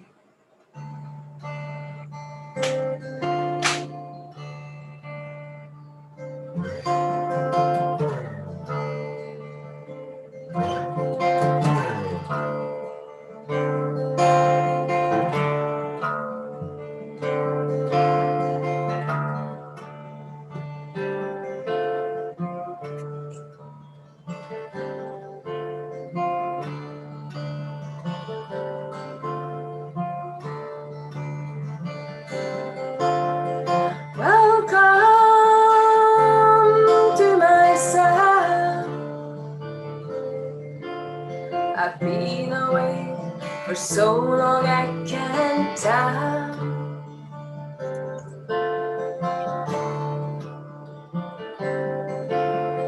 Welcome to myself. Long lost friend.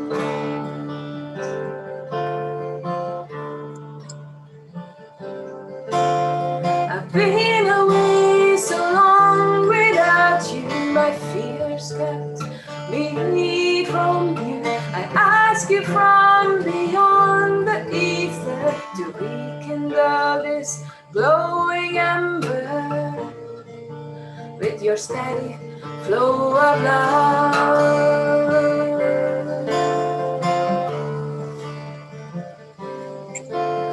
Your steady flow of love.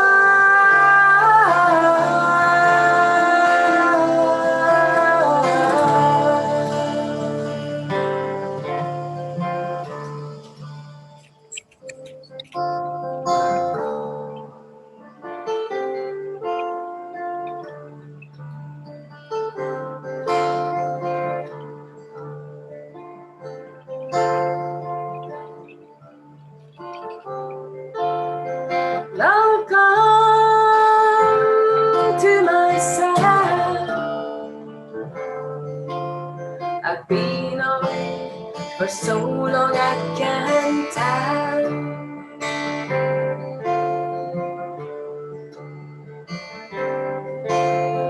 Welcome to myself, long lost friend.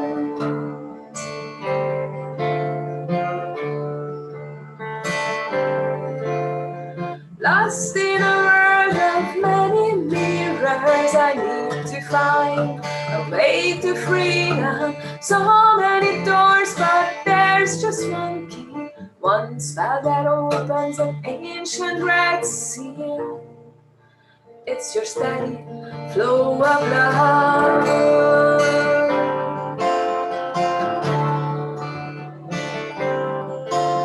Your steady flow of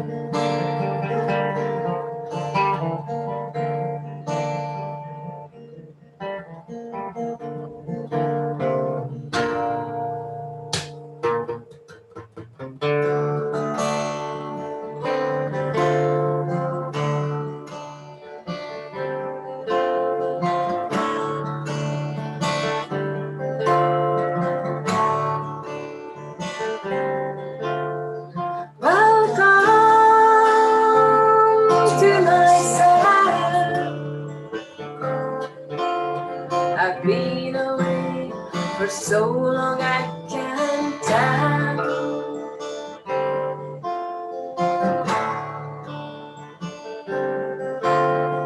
Welcome to myself. Long lost friends.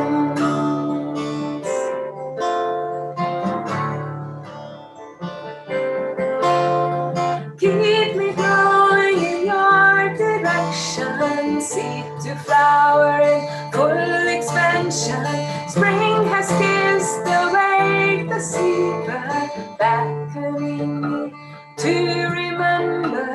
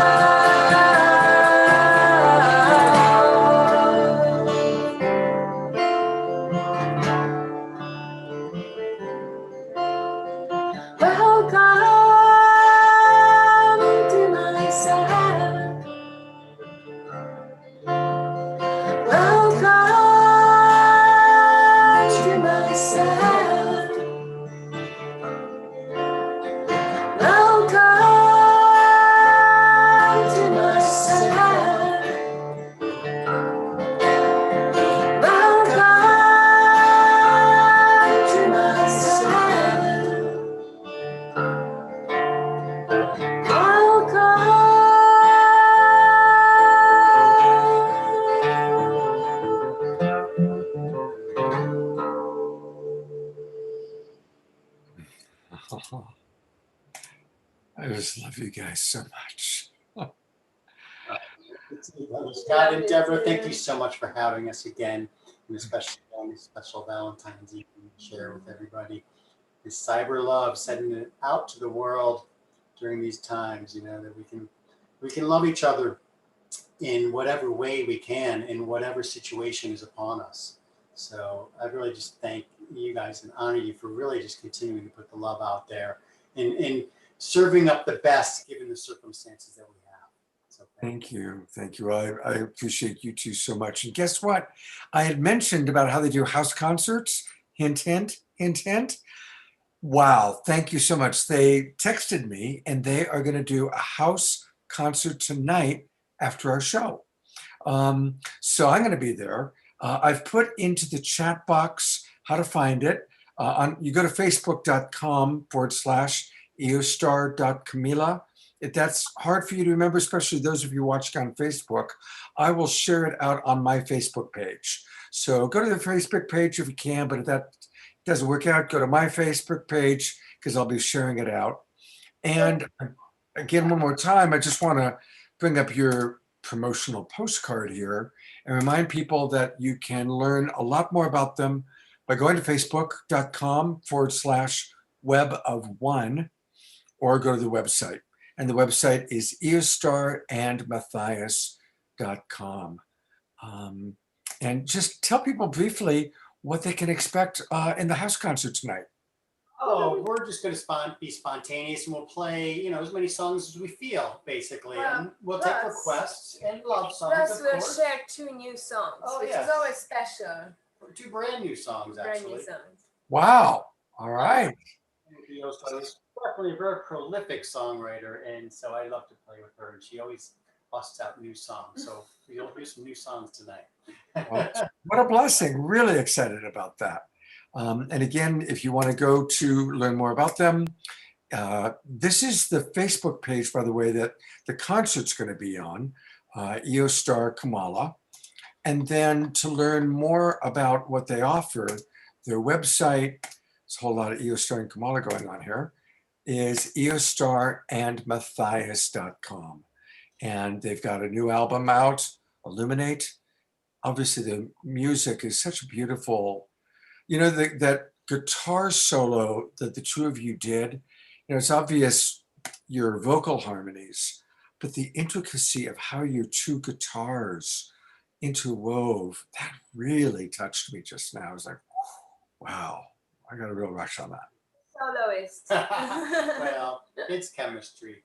But yeah, check out our album, Illuminate. It's a beautiful album. There's all sorts of amazing players on it that have played a lot in the jam band world, like Jason Crosby and Wally Ingram, Jared May, who's toured with Simmer Carr and Tina Malia, a good friend of ours, and lots of other really amazing musicians are on it. Joe Craven, who toured with David Grisman and Jerry Garcia.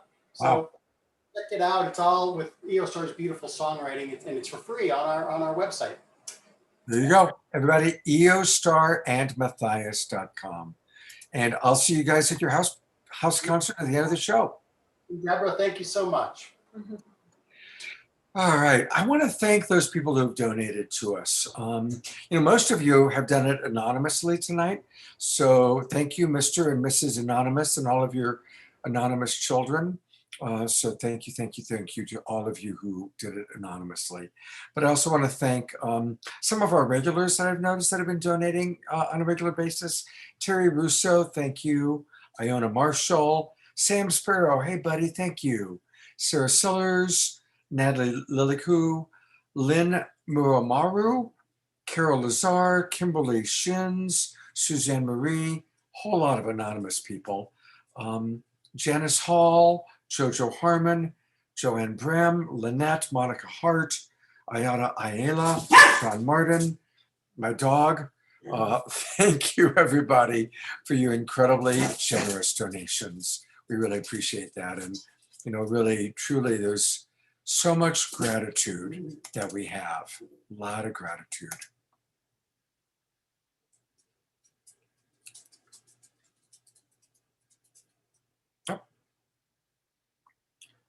That actually was supposed to start at the beginning. Let's go back to the beginning here.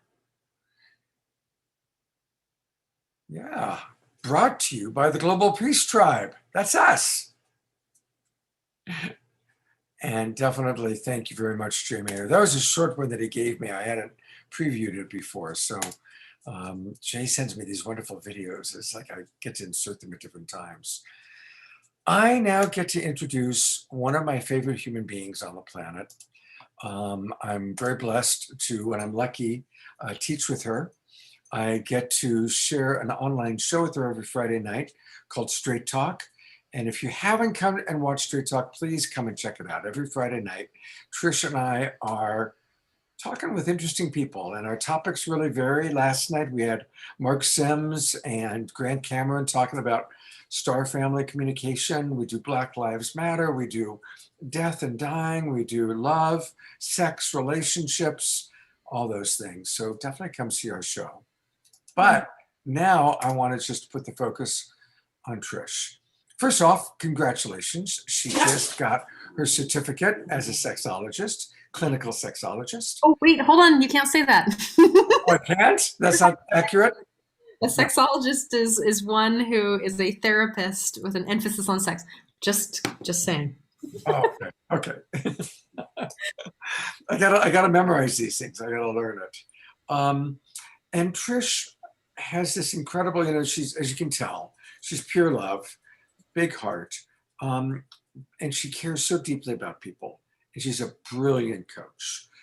She is the voice and face of Light Touch. She's become a voice and face for Love Coach Academy. And on top of it all, she and Dawn are the Self-Love Show. They do it every week. So Trish, what do you want to share about self-love tonight? Thank you for such a sweet introduction.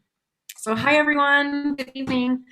I just want to share my deep gratitude for Jay, Jan, Scott, and Debra for putting this amazing show on all the time and just like persevering through weeks and amazingness and just like drawing all the beauty in to this beautiful container. Thank you. I just want to share that the power of self-love is the power of being connected, being open and available to expansive love. For me, the definition of love is the radical acceptance of what is real and alive, and accepting what is, what was, and will be. And just like Dr. Brenda, who I'm like, can I call you later? I really want to have a conversation with you, was saying about codependency is in love not necessarily being an emotion. For me, love isn't emotion. It's a skill. It's a skill that we develop over time. And it's a skill that we choose to develop for the love of ourself, which is the love of God and the love of other. And so when we have self-love, when we build and cultivate self-love within, it is building the relationship and the foundation for all relationships that we have, right? Because how we treat ourselves is the direct reflection of how we would treat other people. If I treat myself poorly, then I will undoubtedly treat others poorly. And for me, the looking really at the things that will come up, I mean, inevitably upsets will be there in all relationships, with self as well. I don't know if you have upsets with yourself, but all of it, all upset is an opportunity to love yourself in your shadow, in your pain, and open to greater love and acceptance, to just greater expansive acceptance. So expansive love for the human experience in yourself and in your beloveds. I'm a big proponent of self-love, making self-honoring choices and not excluding others, but making choices that honor your truth, your vibrant aliveness in your yes is what I would say. And really feeling that inspired action through your body so that when you are living your life as you want to create it, that you can meet the others in your life and support yourself and them in the life that you want to create together. And so for me, the the deep work of repatterning my own story, my own traumas, has really given me the opportunity to cultivate and to magnetize deep, loving, amazing relationship in my life. I'm so grateful for all of my loving relationships, my relationship with Scott and Dawn, and my relationships with my parents, and this beautiful man that's in my life who I adore. That the way that I can actually meet everyone in my life is coming from a place of fullness, coming from a place of my own self-love, so I can meet them there and invite them and love them in the places that are juicy and hard, and like they're all of their humanness. And one of my favorite things to say, or really to say and to show up in, is I can love you there. So even if I'm saying it to myself in the mirror, or even if, you call me on the phone or text me and you're like, gosh, I'm having a hard day, I want to meet you there. I want to love you there. And that's my work in the world, is teaching people how to fully live in their FES and to meet themselves and others in their pain, to strip away the layers of codependent patterning that we're all taught, and to really just show up. One of my deep passions is to help young adults or children to cultivate healthy relationship skills. And that's a pretty vibrant and alive place for me. And something that I did want to share with everyone is a practice that I've been cultivating over the last year, and especially with Dawn's help and her sisterhood with me, is, and I invite you to just close your eyes for a moment and let your thoughts rest on yourself, on your true inner aliveness. And ask yourself, what is the most self-honoring choice that I can make now? Is that a cup of tea? Is that patting yourself on the back? Or is that giving your loved one a beautiful hug? Yeah. And then give that to yourself. Thanks, Scott.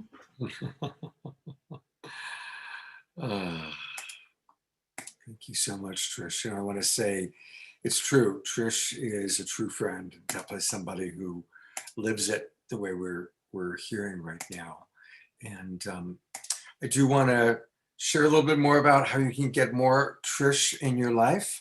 Let's start by going to her website, which is embodied-happiness.com. Now make sure you get that dash in there, embodied-happiness.com.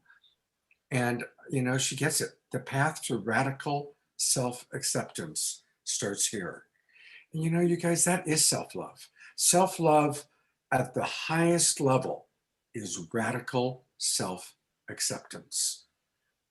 All those parts of ourself that, we are challenged by. And she really understands. I love that picture of her.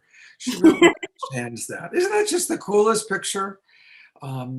So definitely go to embodied-happiness.com. But wait, there's more. And for more, I'm going to bring her partner in joy on here, because they do this wonderful show every week on Thursday mornings on Facebook, 10 o'clock Pacific time. And here's a little bit about that. Love Show is an opportunity for people who want to dive into a practice of deeper self-love and acceptance. We will take you through real situations, life issues and situations, and offer tools to show up in empathy and compassion for yourself and the world. Our show is created to help you build a stronger foundation of self-love, emotional resilience, and self-esteem. And understand how to move through your challenges with grace and ease. Real tools for real issues. Learn to dissolve the barriers that we hold against ourselves and let go of what's blocking us from feeling connected to each other.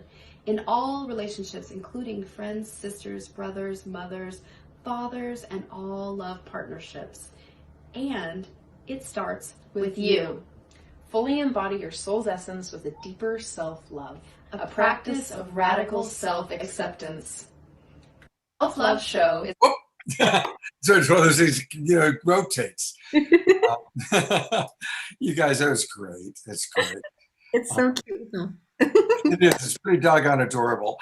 I'm going to go to one more place and tell us a little bit about what takes place on the Self-Love Show. And this is where people find it on Facebook. Just when you're on Facebook, and many of you are on Facebook right now watching us, just put in the search bar, The Self-Love Show. That's where you can find it. And ladies, briefly tell us what are some of your guests, what do you do? Oh, gosh. We've had Sonia Sophia on, we've had Magic Bernstein, we've had you. We've had some amazing guests who teach us some of the most incredible tools of self-love and just deeper self-acceptance. We also have amazing guests who teach us how to relate to others in a loving way. Pass it to you.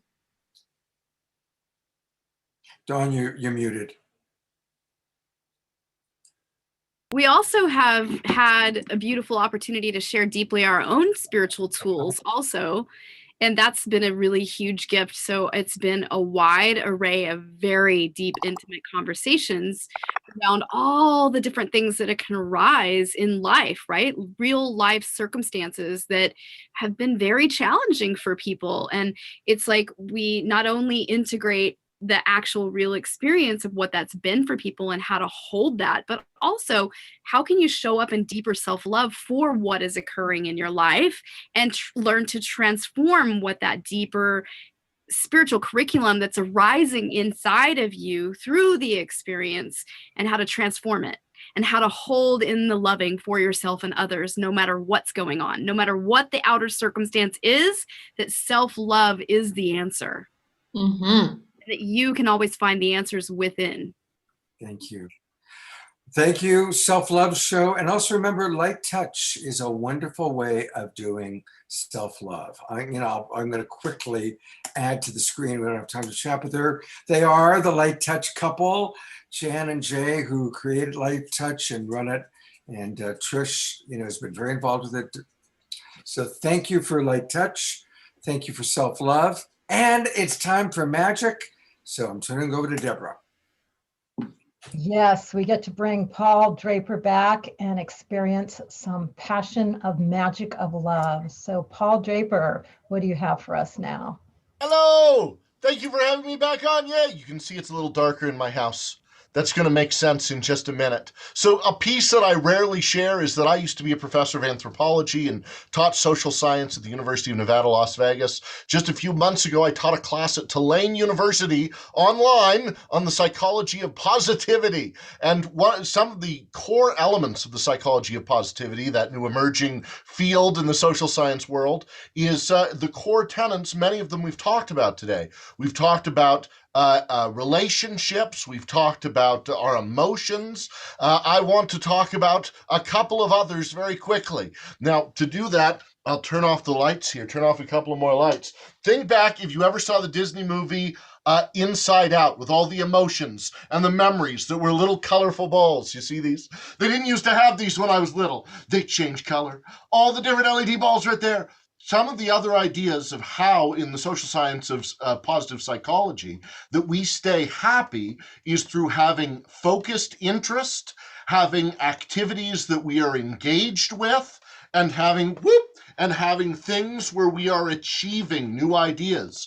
And so something that's great during this pandemic, now there's lots of terrible things, but something that's great is this is a great opportunity to focus on your passions and interests. And that's part of self-love too, to learn how to become better at the things you've always wanted to learn, like learning a magic trick or learning juggling. I just got these balls, they're brand new. And I've been focusing on going on YouTube videos and learning all sorts of new things like that.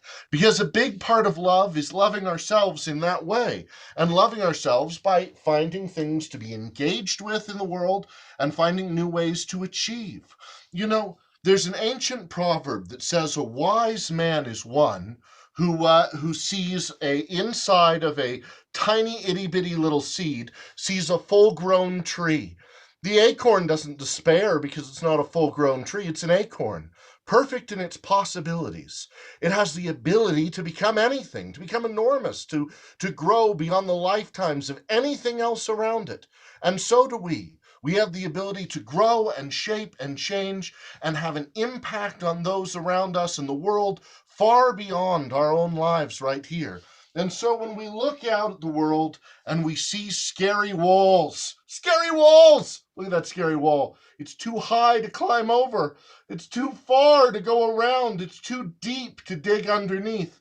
But if we take a step back and we look within ourselves and we find a new perspective, there's always, where's my eye? There it is, a new way through. There's always a new way through, right through the center. And the way to get right through the center is to engage with the world and our passions, love ourselves and love others. Thank you so much for letting me play again today. So wonderful to see you. That was great, Paul. Thank you so much. Wow, you actually finished quicker, so I wasn't quite ready. Oh, I can do something else. You want me to do something else? Sure. Sure, I'll do something else. Here we go. Wait, hold on. I since we just had someone talking about being now a sex counselor, I think it's important to accept role play as part of that, right? We have to be creative. We have to find new ways to engage. So here we are. Hold on. Now we're suddenly in a land of pirates. Right here is a treasure map. Right here is a treasure map. Do you see the treasure map?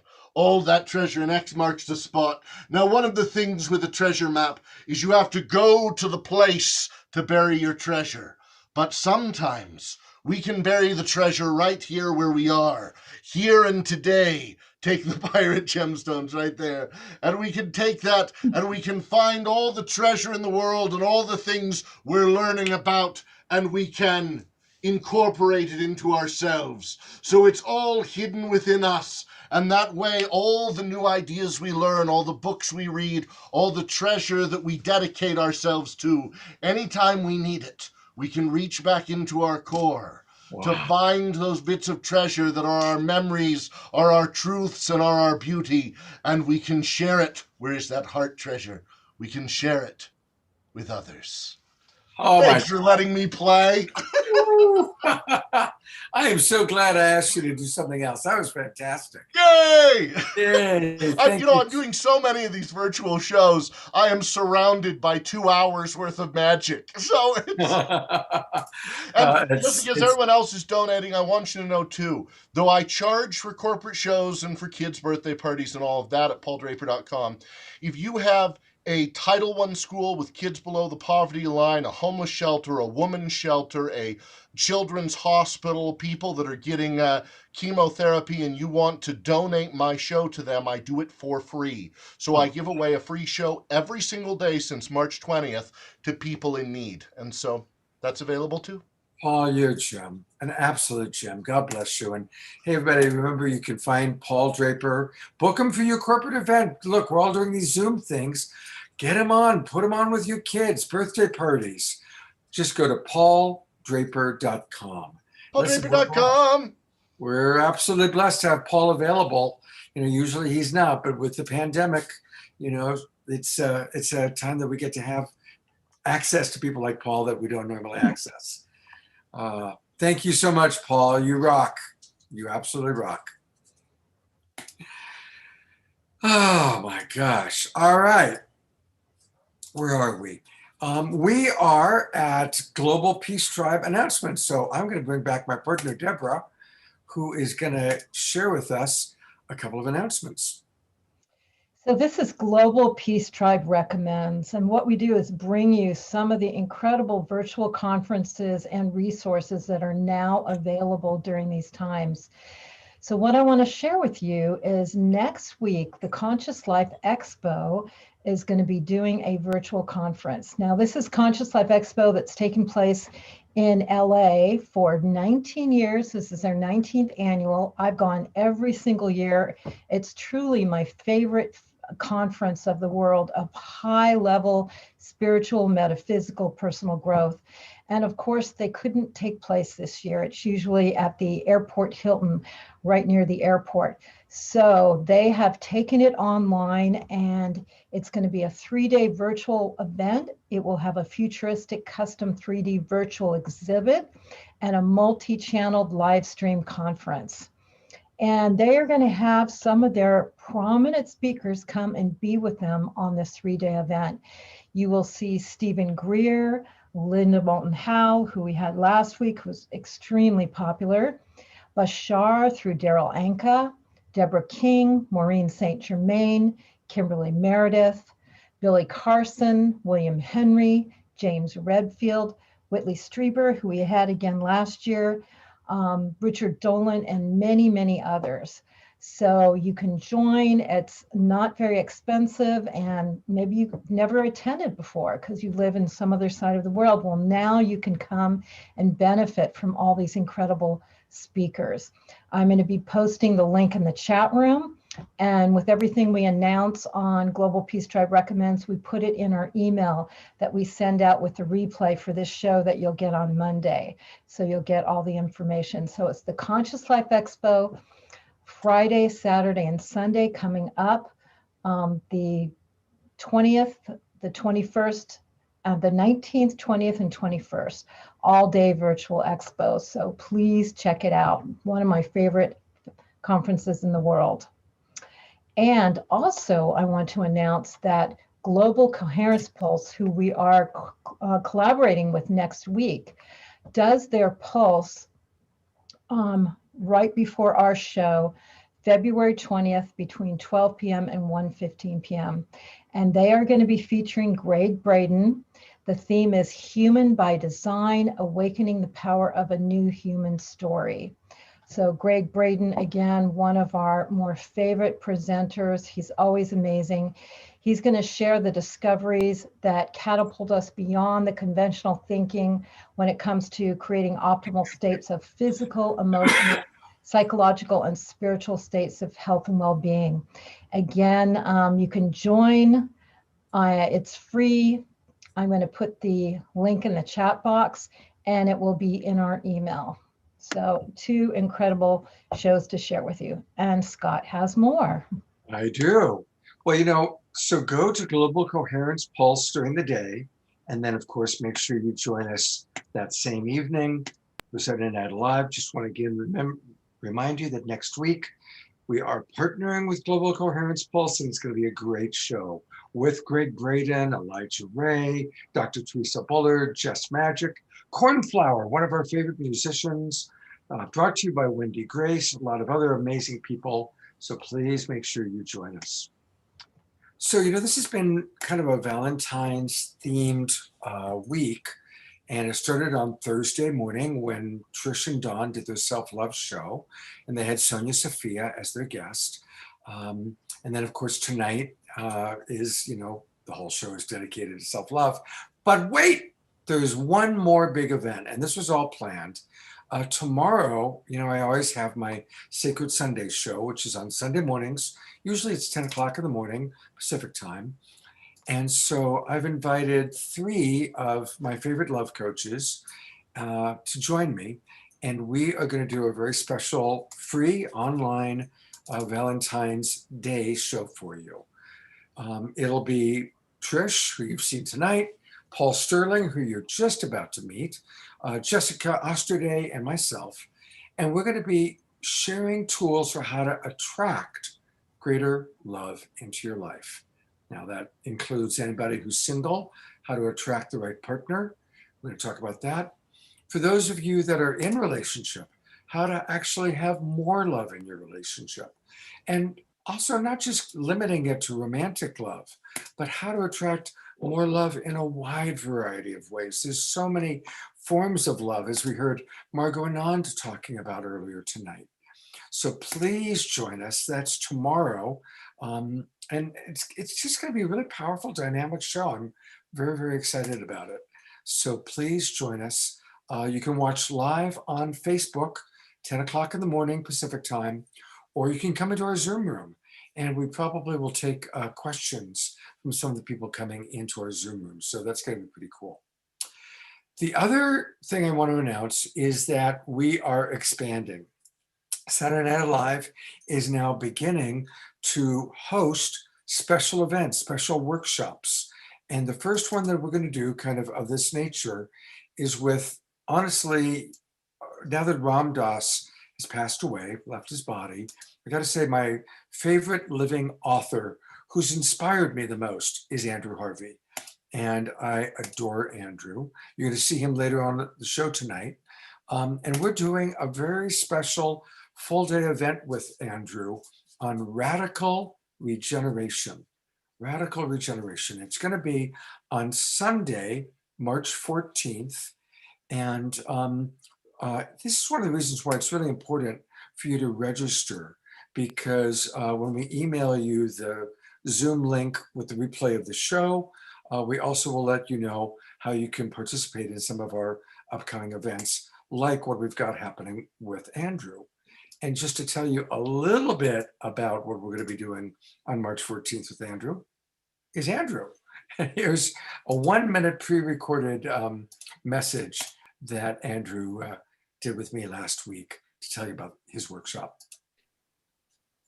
My name is Andrew Harvey, and on March the 14th, I will be presenting with Scott and his crew a fabulous day dedicated to the new book that I've written with Carolyn Baker called Radical Regeneration.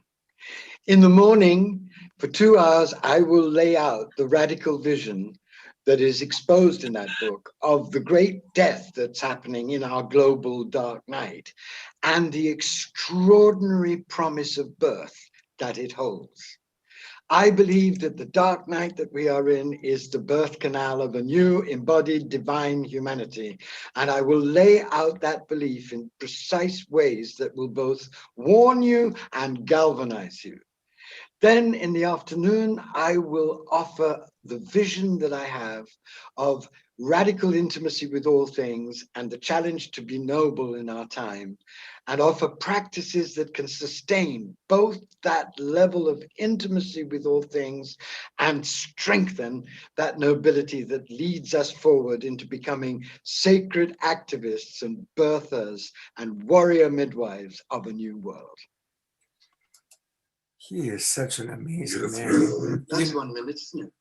You know what? I didn't time that one. Whoops. I forgot that I have a little bit of him and I chatting afterwards. You know, Andrew literally coined the phrase sacred activism, and he wrote the book on sacred activism. And we're going to close our show tonight with his message on self-love. We've still got Paul Sterling and a musical journey with Johanna Beekman ahead of us. And then we're going to close out with Andrew on self-love. So, but definitely join us on March 14th. It's going to be a really, really special show. And so with that, let's see, I'm looking now at I get to introduce Paul Sterling. So this is somebody who's been a very good friend of mine for a long time. And he's now my roommate. Paul moved into the house a little while back. And he is the author of this best-selling book, Argue Less, Love More. I wanted to make sure I got that right. And Paul teaches online. He does webinars every Thursday and every Sunday through Love Coach Academy. You can watch it. And he is a brilliant speaker. And, you know, because he's my friend, my very dear friend, and now my roommate, he really loves this. I mean, all day long, if Paul's not teaching, and he's teaching all day long and coaching, because he has a very thriving practice. But when he's not coaching or teaching, he's listening to speakers, Alison Armstrong and different speakers, learning, absorbing. He's really got that incredible humility of always willing to learn, even from me sometimes. So anyway, I asked Paul to kind of wrap up, you know, he's, God bless him, been watching the whole show, to kind of give us kind of that final overview on self-love. So thank you, Paul. Take it away. Thank you, Scott. And what I want to do is have people draw a triangle in their brain here. So normally I would do it, write it out. And the thing is, relationships are more complicated than we want them to be, but they're simpler than we think they are because we haven't had a map. And people like Margot Anand and you know, Kamala Devi and all these other people, Marshall Rosenberg, they've drawn a map for us. And so what I want you to think about is these 3 parts to the map: availability, capability, and willingness. And that's what's been happening tonight. People are teaching us about availability, capability, and willingness. So I'm going to dive into a little bit of that. Is intimacy with others and intimacy with self. And people get that term sort of confused. They think intimacy is about safety and comfort, and intimacy is about risk and courage. It's almost the opposite. To be intimate, to allow somebody to see into me, I have to be willing to risk that they might not like me, they might not approve of me. There's all these different things that could go on, and to be vulnerable anyway. And there's physical intimacy, emotional intimacy, and sexual intimacy. And it's having those abilities to be with. A lot of the speakers tonight have talked about being with pain or discomfort without running away. So if I want to be intimate with another person, I can be with their pleasure, their passion, or their pain. If I want to be with myself, can I be with my emotions without running for drugs or alcohol or porn or internet? You know, how much can I be with myself? So intimacy is one of them. The second one is about trust. And when I talk about trust, there's three areas: agreements, boundaries, and good intentions. So when I'm with a partner, do they keep their agreements? Do they have a respect for my boundaries? Do they have my back? See, that's what we mostly focus on. But tonight is about self-love. And what's different about self-love is, do I trust myself in a relationship with you, whoever you are? Do I trust myself in a relationship with my partner?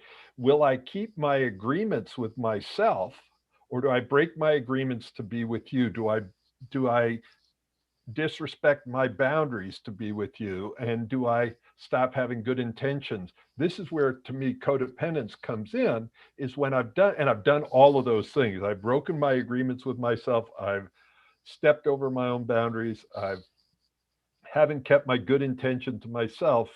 And that's the part of coming back to loving myself. Can I do all those things? And the third one is communication. And I love what Dr. Brenda said about being of service. For 8.5 years, I went into prison and worked with minimum to maximum security inmates, men's side, women's side. And I was teaching them how to communicate with others and how to communicate with themselves. And one of the inmates, it's with maximum security, second day, he's walking out and he stops and he starts backing up. And I'm a little nervous, you know, it's interesting. It's an intense group. And he gets right up to me and he looks at me and goes, "Paul, if I had learned this stuff in high school, I wouldn't have spent 20 years in prison. If I had learned this stuff in high school, I wouldn't have spent 20 years in prison."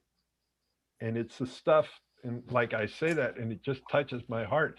And it's this learning how to communicate with others and how to communicate with ourselves.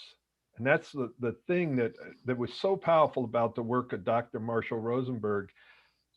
I fell in love with myself by understanding nonviolent communication. And that was when I was probably 40 years old or something. It was like, it was a long journey to get there, because most of my upbringing, I wanted to be my older brother. He was a guy who raced cars and had women and did all the rest of it. And it was kind of odd that the end of that story is my older brother didn't even want to be my older brother. He ended up killing himself. He had what looked like success, but he didn't have self-love. If you want to be happy, well, if you want to be successful, you learn how to communicate with others. If you want to be happy, you learn how to communicate with yourself. And so before I wrap it up, I want to talk about 3 different languages that we speak that most people don't think about. There's the head, the heart, the hurt. We speak from our head, which tends to be more masculine. It's facts, figures, logic, reason, who did what.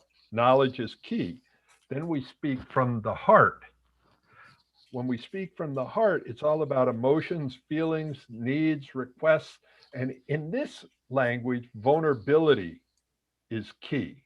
So from the head, knowledge is key. From the heart, vulnerability is key. And when we're in our hurt, so you put your hand on the back of your neck, that's your reptile brain. When we're in our reptile brain, what we're only worried about is safety. Who's the enemy? Who's the ally? And how can I calm down? Because if I don't know how to get back into my heart, I'm going to see my partner, I'm going to see the world as the enemy allies. There's very limited vision when I'm in my reptile brain. What's safety, what's security? So part of what this whole process is about, what I love about Scott and this whole program, is learning how to transform your relationships with yourself, with others, with spirituality, whatever you consider that, you know. And I spend most of my days working with couples because a month of COVID is like, you know, in dog years, 1 year, person year is 7 dog years. Well, 1 month of COVID, people are spending more time together than they normally spend in 1 or 2 years together. So the important thing here is to get yourself a coach, get yourself training, get yourself support. Like if you're going to be a great athlete, you don't think about doing it by yourself. You get a mentor. You're going to be a great piano player, great artist. Get yourself a mentor and get help going through these challenging times so you come out better than ever. And I so appreciate Scott and Debra. I set my alarm so I didn't talk too long, and now it's making all sorts of well, there you go, Scott. That's my subtle as a fire engine there. You know, Paul, I do want to point out a few more things. You know what, let me put the spotlight on both of us here. I want people to know where they can go to get more Paul Sterling. I'm going to show you 2 places. One is his website, which is the name of his book, arguelesslovemore.net, arguelesslovemore.net. And that's where you can get a lot of information about Paul. He's an amazing coach. I mean, really, really, really top level coach. And I'm going to bring Trish back on for a moment because there's another wonderful way that you can meet Trish or Paul, and that is by going to the Love Coach Academy website. And here's what you do. They are both senior master love coaches in Love Coach Academy. And if you go to our website, lovecoachacademy.com, see right here, the first little thing, there's a quiz, a little one, it takes about a minute to fill this out. And basically you answer some questions so we can figure out what's going on. What are you needing help with? You answer these questions and it's really fast to do that. And it comes back to us. And then you're going to hear from Trish or from Paul or from myself. This is a wonderful way. And what happens is when you hear from us, we kind of know what you're looking for, and we're offering a free 15 to 20 minute, and frankly, it's going to be pretty much Paul or Trish, unless you're interested in becoming a love coach, then you talk to me. So listen, free opportunity to connect with them. They're both brilliant. That's why I wanted to bring them onto the show. And I love and respect you both so very much. So there you have it. Scott, one last thing is that if they go to the arguelesslovemore.net and put in /free book, if they go to Amazon, it costs $19.97, and it's worth it to have it in your hand. But they can go and get a free copy for the people from this program. So thank you. Fantastic. All right, so go to arguelesslovemore.net and you get your free book. That's pretty cool. Thank you, you guys. I love you both so much. Thank you, Scott. All right, we are in the home stretch, and I appreciate, you know, we are running late, but I asked Johanna Oneheart to kind of just like wrap us up in a musical experience. I had the blessing of having her on my Sacred Sunday show recently, and she took our audience on a beautiful musical meditative journey. And when that happened, it was like, oh, okay, I'd love for her to conclude the self-love show with a combination of her unique music and meditative. And so I want to invite everybody. We still have well over 200 people in our Zoom room, hundreds, if not thousands, on Facebook watching. And those of you, even if you're watching the video replay, and about 30 to 40% of the people that watch this show watch a recording of it. still drop on in. Let's all go on a journey with Johanna One Heart. And are you about ready there, Johanna? Yeah, sorry about that. No problem. Take it away. Beautiful. Let's all just take a deep breath in. And long, slow exhale. Letting go. Inhale, receiving the love that you are. Light. And long, slow exhale, letting go of anything that's not serving that highest good, that love. Capital S, self.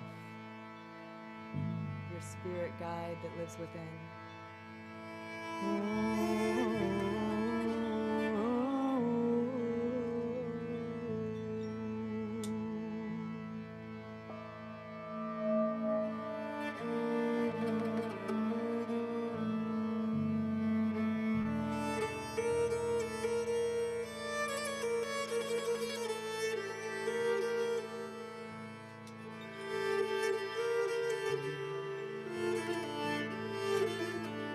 Let's all join in the sacred sound of Om, the primordial sound of creation and all living things, interconnected nature. From the heart space, deep breath in.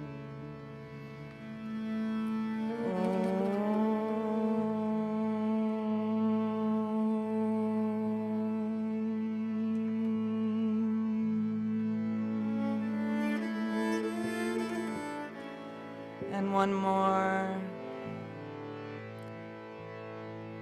For all love.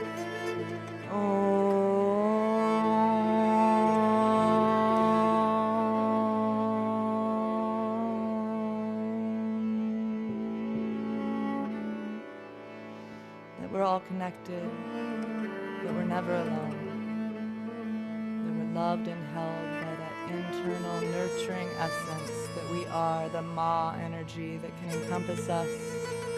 Whatever body we landed in on this time around, the mother is within us all.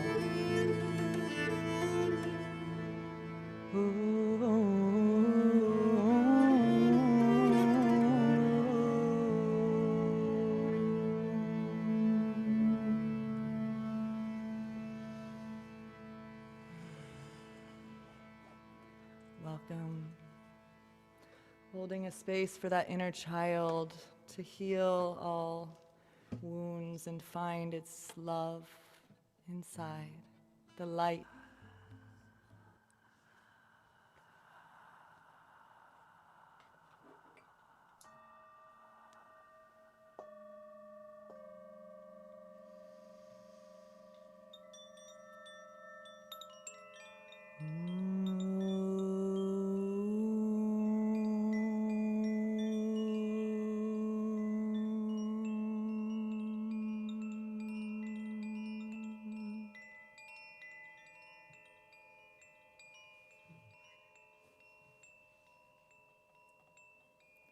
May we find the greatest love of all, the love of self. If you loved this journey, I could do another, or we'll just see you at another show. And if you'd like to take a journey with some movement, I have a trademarked brand of yoga. It's called Lullaby Yoga. And I'm going to be launching a series pretty soon on my website, johannasings.com. You can have some evergreen content and lots of love on there. And also there's evergreen content on Nam Yoga Los Angeles, New York, and that you can check out. And there's dozens of classes, self-soothing for uncertain times, free your soul's voice, and just check out so many offerings. Help Us Love, pre-save it now. I'll put it back in the chat here. It is coming out tonight. Tomorrow morning, you can listen to that song and tune in with me, info@johannasings.com, if you'd like to come and open up your voice and find your true essence and soul's song. Every other Tuesday at noon, I offer One Heart TV on Spirituality Gone Wild. Next Tuesday, it will be Krishna Das on the 16th And join us on the 21st for our festival. Oh my, I look so busy now that I'm looking at my website. Johanna, it's amazing. I mean, really, you are doing so many amazing, wonderful things. Everything from lullaby yoga to working with Krishna Das. And, while we're on her website, this mantra sangha, it is so gorgeous. It is such an achievement that you created, really, just with so many amazing people from all over the world woven together. It's exquisite. It's really exquisite. And there it is. We just saw, I'm going to go back to it for a moment. That's what's coming out tomorrow with Mikey Pocker and Johanna. So pre-save link, there it is. So help us Johanna. love. Help us love. And yeah, the Mantra Sangha official music video there, I'm actually working on a Divine Feminine Unity song encompassing lots of females from all over the world. And so we'll tune in when it's getting close to done. But I've played the song for you before because I'm so excited. Oh, it's so gorgeous. It is so gorgeous. Yeah. Well, and, thanks, Scott, for having me. Oh, well, my God, thank you. I'm going to go one more time to just really remind you. And I definitely will support this. So, Johanna, we should talk because I'll restream this out to all my people. So a week from tomorrow, Sunday, February 21st, 12 noon to 8 p.m. I mean, this is going to be an incredible event. Yeah. Really incredible. So I definitely want to support it. Yeah, we'll kick it off with some yoga and an opening ceremony. And we have Nina Rao, Krishna Das, Gina Salah, Ben Leinbach, Kamini Natarajan. I mean, on and on. So many amazing devotees of self-love, the bhakti path of the heart. So join us.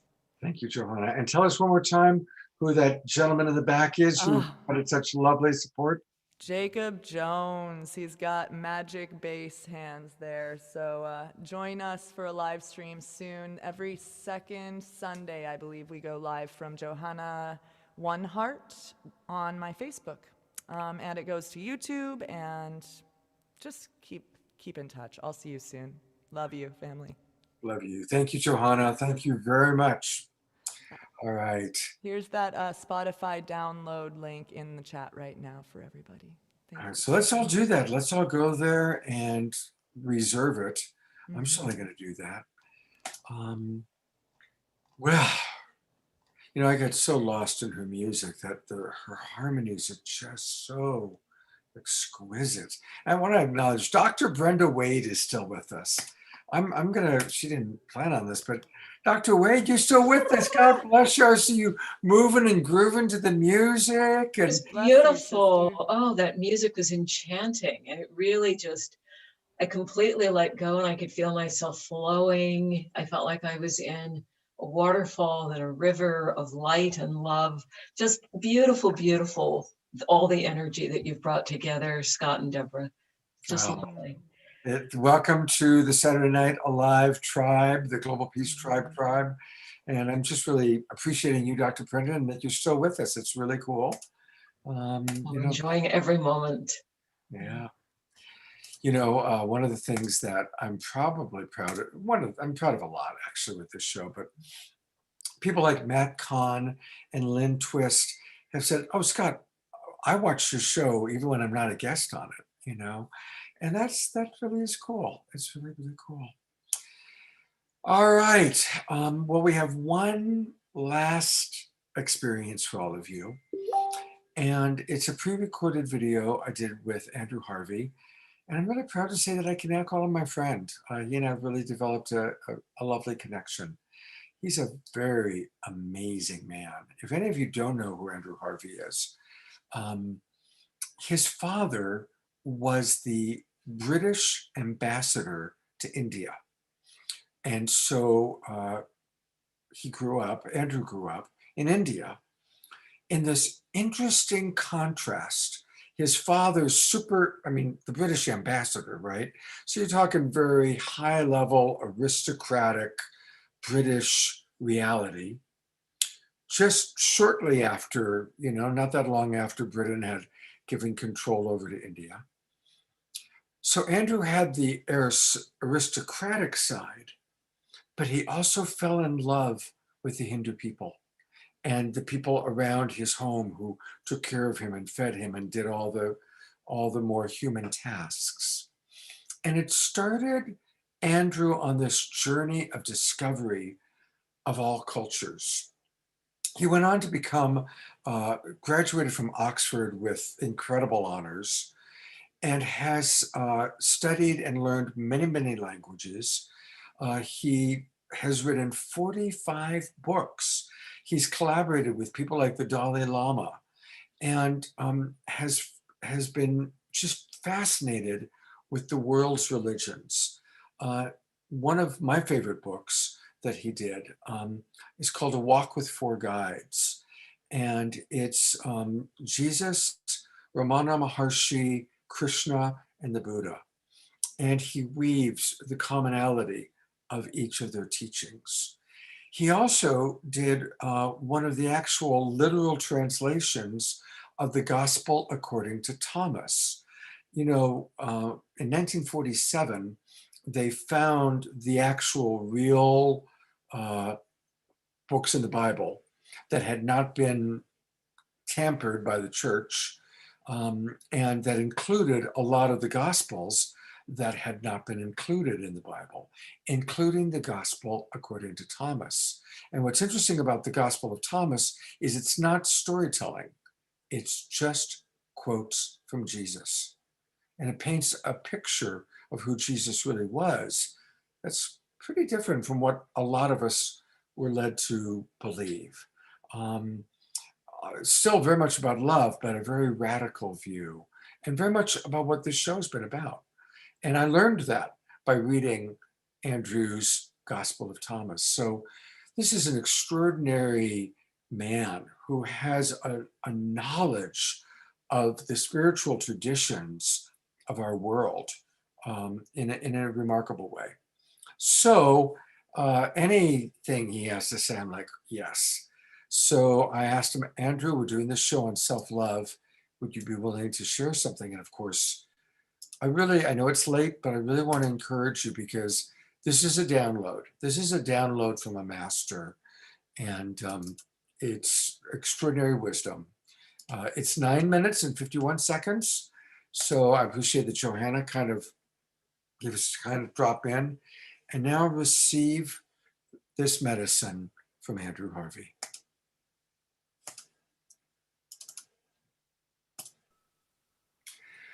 I'm very grateful that Andrew Harvey is going to be doing a lot of work with us. This workshop we're going to be doing together with Andrew on Sunday, March 14th. And Andrew, tell us your perspective about the greatest love of all. The greatest love of all is, of course, divine love. But what you will discover as you take a deeper and deeper journey into divine love is how much you are loved and how deeply you are invited to exercise the first equal greatest love, which is self-love.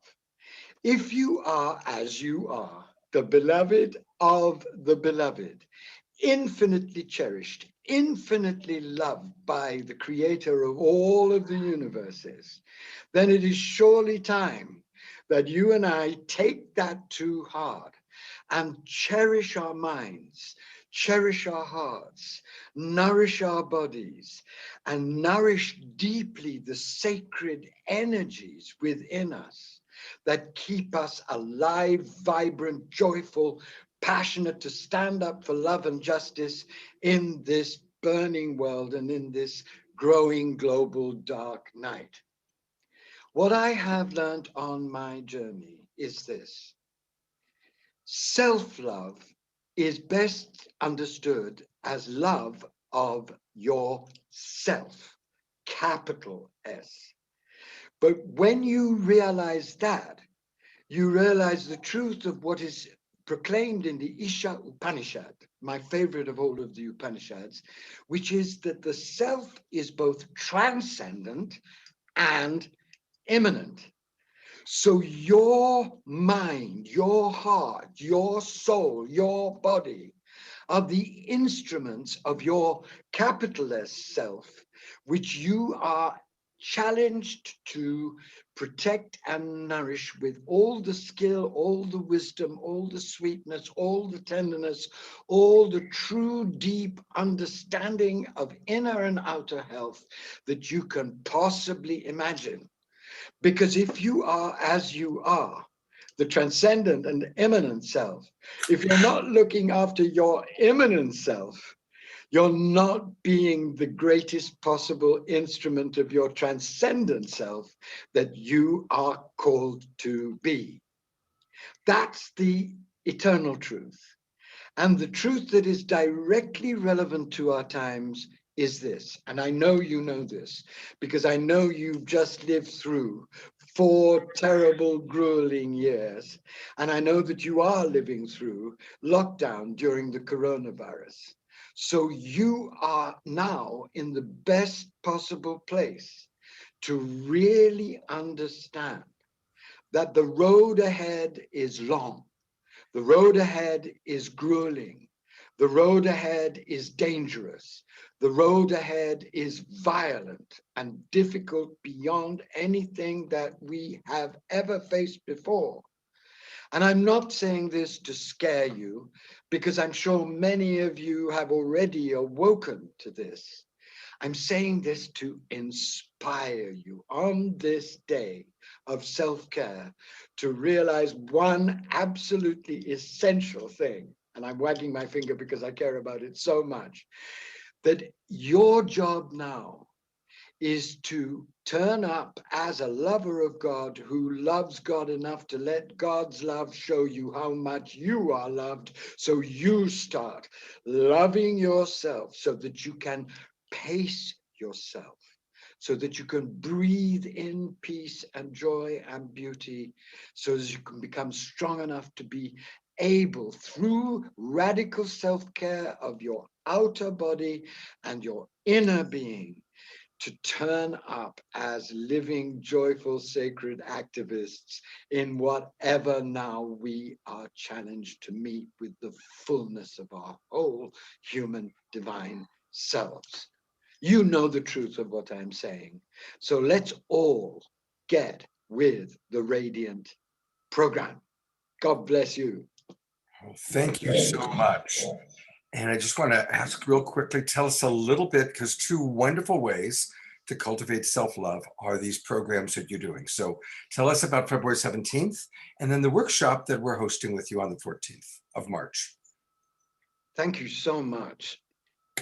I have unrolled a prayer journey between February the 17th and Easter to cover the period of Lent, but I'm drawing the prayers from all of the universal traditions. So this isn't just for Christians. Why should they have all the fun? This program is, I believe, the deepest kind of inner self-care, because there's nothing more nourishing, nothing more galvanizing and energizing, nothing that connects you more nakedly and directly to the divine without and the divine within than prayer. And I promise you that if you take this carefully and wildly and juicily and madly, intelligently calibrated journey, you will have not only access to a deeper joy and a deeper peace than you may be feeling at this moment, but you'll be stirred to rise in your humble majesty, to play a part in the radical regeneration of our world. And that is the deepest self-care of all, because, as all of you know, caring for yourself means that you can care for other selves with renewed vigor and passion. And then on March the 24th, March 14th. Oh, March 14th. Oh my God, all dates swim in this madness. On March the 14th, I'm going to be doing a transmission in the morning and in the evening, on the afternoon rather, on radical regeneration. And in the morning, I'm going to lay out the vision of this new book that is my map to our time with Carolyn Baker. And in the afternoon, I'm going to really concentrate on 2 essential forms of self-care. What I call intimacy, following what Durgan, the great Zen Buddhist, said, enlightenment is intimacy. Intimacy with your realization of the transcendent, intimacy with your body in tender self-care, intimacy with all beings in caring for the selves of all beings, and intimacy with your caring responsibilities from your divine self to all the other selves that are just faces of that divine self. And then I'll be concentrating after intimacy on the second most important word for self-care, which is nobility. Because when you recognize yourself as the beloved of the beloved, it is, of course, an astounding and gorgeous and amazing experience which forever changes you. But it comes with responsibilities. It comes with responsibilities to turn up as the beloved of the beloved. The beloved of the beloved isn't some weak, passive, needy, narcissistic, crazy person. The beloved of the beloved is the noble, transcendent, and immanent human divine. And when you see who you really are and know who you really are, a vision is given you of how the deepest self-care is actually rising to the fullness of your essential nobility and acting out that nobility in acts of love and compassion and harmony and justice, fearlessly and without stinting your energies. And it might seem strange to say to you that that's the highest form of self-care. But if you go for it and if you try it, you realize that the divine will give you all you need and more and flood you with the passion and the gorgeous energy of its forever radiant truth. And what greater and holier and more powerful and more amazing self-care could there be than that? So please join me in these wild and holy adventures and just see what happens. As a great friend of mine the other day, who's been very resistant to everything I've been saying for many years, said, and forgive me using these words, this shit works. It does. God bless you, Andrew. I'm so grateful for your time and really looking forward to 40 days of prayer. And of course, our special workshop we're doing exclusively with you on March 14th. I look forward to it with all my heart. I mean, is this guy not just incredible? He is just so, yeah, even my dog is excited about Andrew Harvey. I really just, he's such a treasure. And so when we decided, okay, we're going to start doing, larger events where some of our favorite speakers can come on and really go in greater depth, we wanted to start with Andrew Harvey. So put that aside, March 14th, it's a Sunday from Pacific time, 9:30 to 11:30. Then we'll take a lunch break and then 1 o'clock to 3 o'clock. And hopefully this is going to be just the start of bringing some of these amazing people like Dr. Brenda Wade. Wouldn't you like to spend a few hours with her? Now, I know you can next Saturday, so a reminder, she's got a wonderful thing happening next Saturday for, I think it was for 3 hours. So definitely. Your doggy's going to be joining us. Yeah, all right. See, all right, I got to bring him on. Oh, here we go. Oh, so cute. Oh my God. Yeah, okay. All right.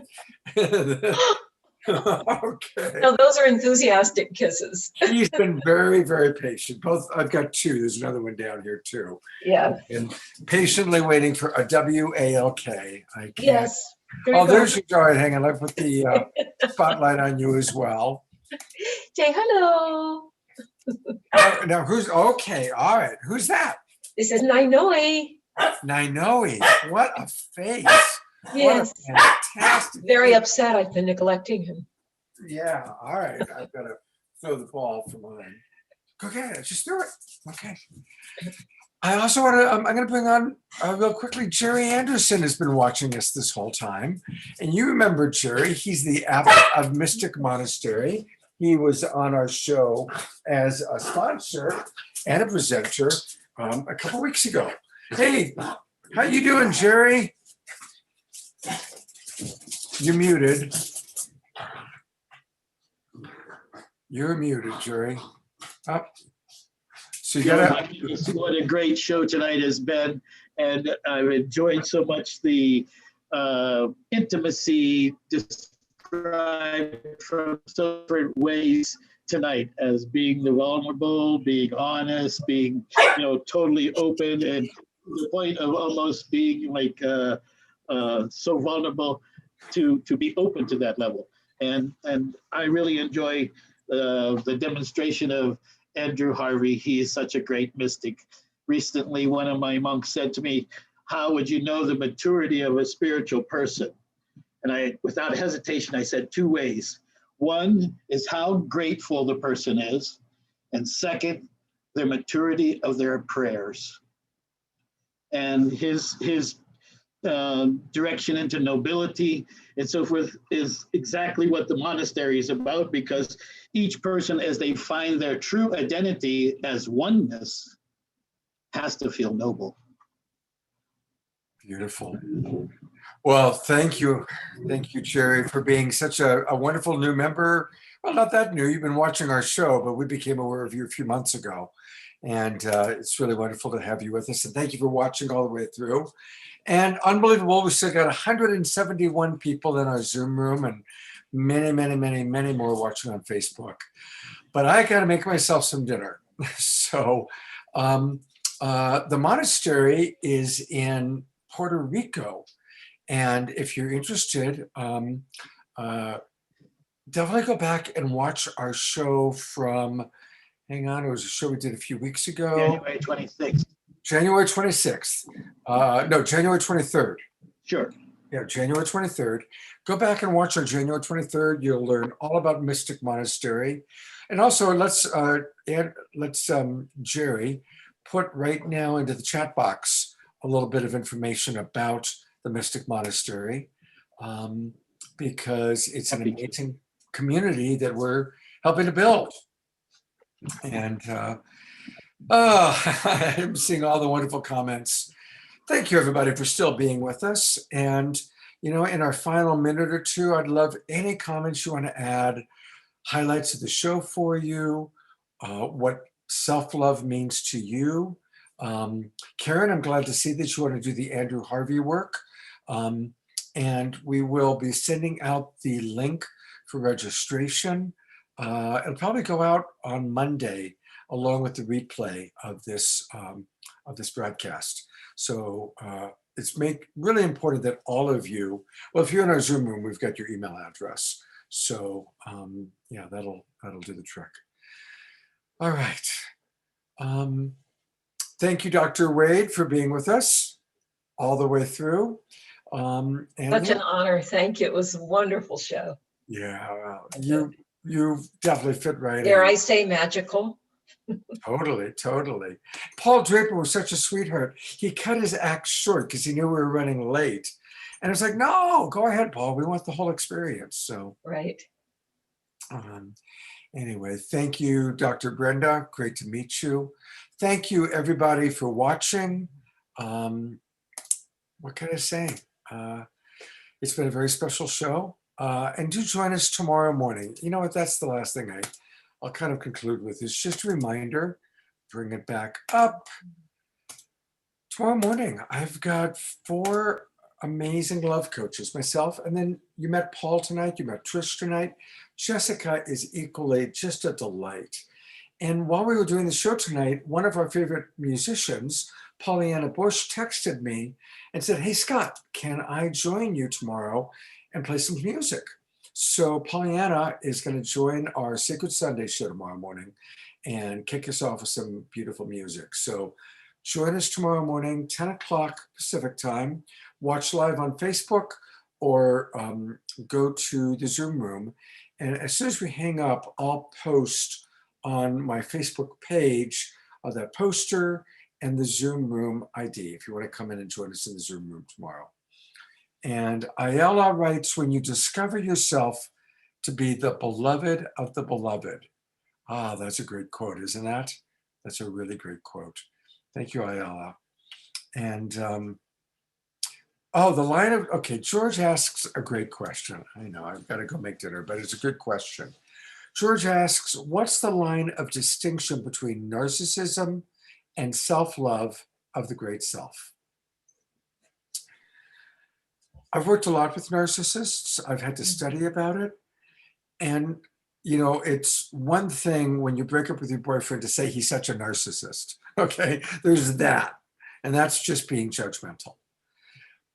People that suffer from narcissistic personality disorder are absolutely lacking in self-love. If you take a look at somebody who actually suffers from that disease, and it's an actual disease, it's an actual psychological trauma, usually what happened is they didn't receive empathy at some key moment in their life. And they sadly, because they were just a child or they were young, made the decision, who I really am is not good enough to be loved. I'm not good enough to be loved. And so they then create a persona that, okay, if I create this charismatic persona, that's what will get the love. And so people who suffer from narcissistic personality disorder, NPD, almost always create a persona that's very charismatic to get loved. But the tragedy of that is that who they really are, they can't reveal because they're terrified if you really knew who I really was, you won't love me. And then it becomes all about keeping that persona well-loved and keeping it up on the pedestal. And so it becomes narcissistic because they only are interested in promoting themselves because that's the only way they're going to get their needs met. It's actually really, really sad, really sad. And the ironic thing is that we're so quick to judge, but the people that really suffer from that are lacking in self-love. Now, the flip side is that when somebody really has healthy self-esteem, healthy self-love, they want to listen to other people. They want to give empathy because it's coming from an overflow of love. And so someone like a Dr. Brenda, who clearly has good self-esteem, can then give lots of love. Believe me, when we really love ourselves, we want to contribute to the well-being of others. We want to be of service because that's what feels really, really good. It's when we're so lacking in self-love, genuine self-esteem, that we're just grasping. And it's like the black hole of Calcutta. No matter how much we get, it just pours right out. I love the idea of a vessel. A vase doesn't have a hole in the bottom, so you can pour water in the vase. If you pour lots of water, it overflows. That's the way we want it to be. But if there's a hole in the vase, no matter how much water you pour in, it just pours right out of the vase. So we want to build that foundation to catch and receive through gratitude, love for my mother or my father or Mother Nature or my dogs or my cat, wherever it can come from, to appreciate and be in gratitude and build our self-esteem. And then we have the overflow to give to others. So I couldn't resist. That is one of my favorite questions. And it was a great question. Thank you. So with that, Connie Baxter, thank you. Okay, a quote from Connie, because she's one of my favorite people. We bring in relationships to show us our light and our shadow, the parts of ourselves we love and the parts we don't love yet. Beautifully put, Connie. That's absolutely true. All right, it's 10 o'clock. I need to get some dinner. Thank you, everybody, for joining us. It was a beautiful, beautiful show. Share this out with people. Put this on your timeline. Share it on Facebook. Share it with your friends. Email it out. It was a really magical show, and I'm really happy to have shared it with you. Hope to see you all tomorrow morning. Good night, everybody.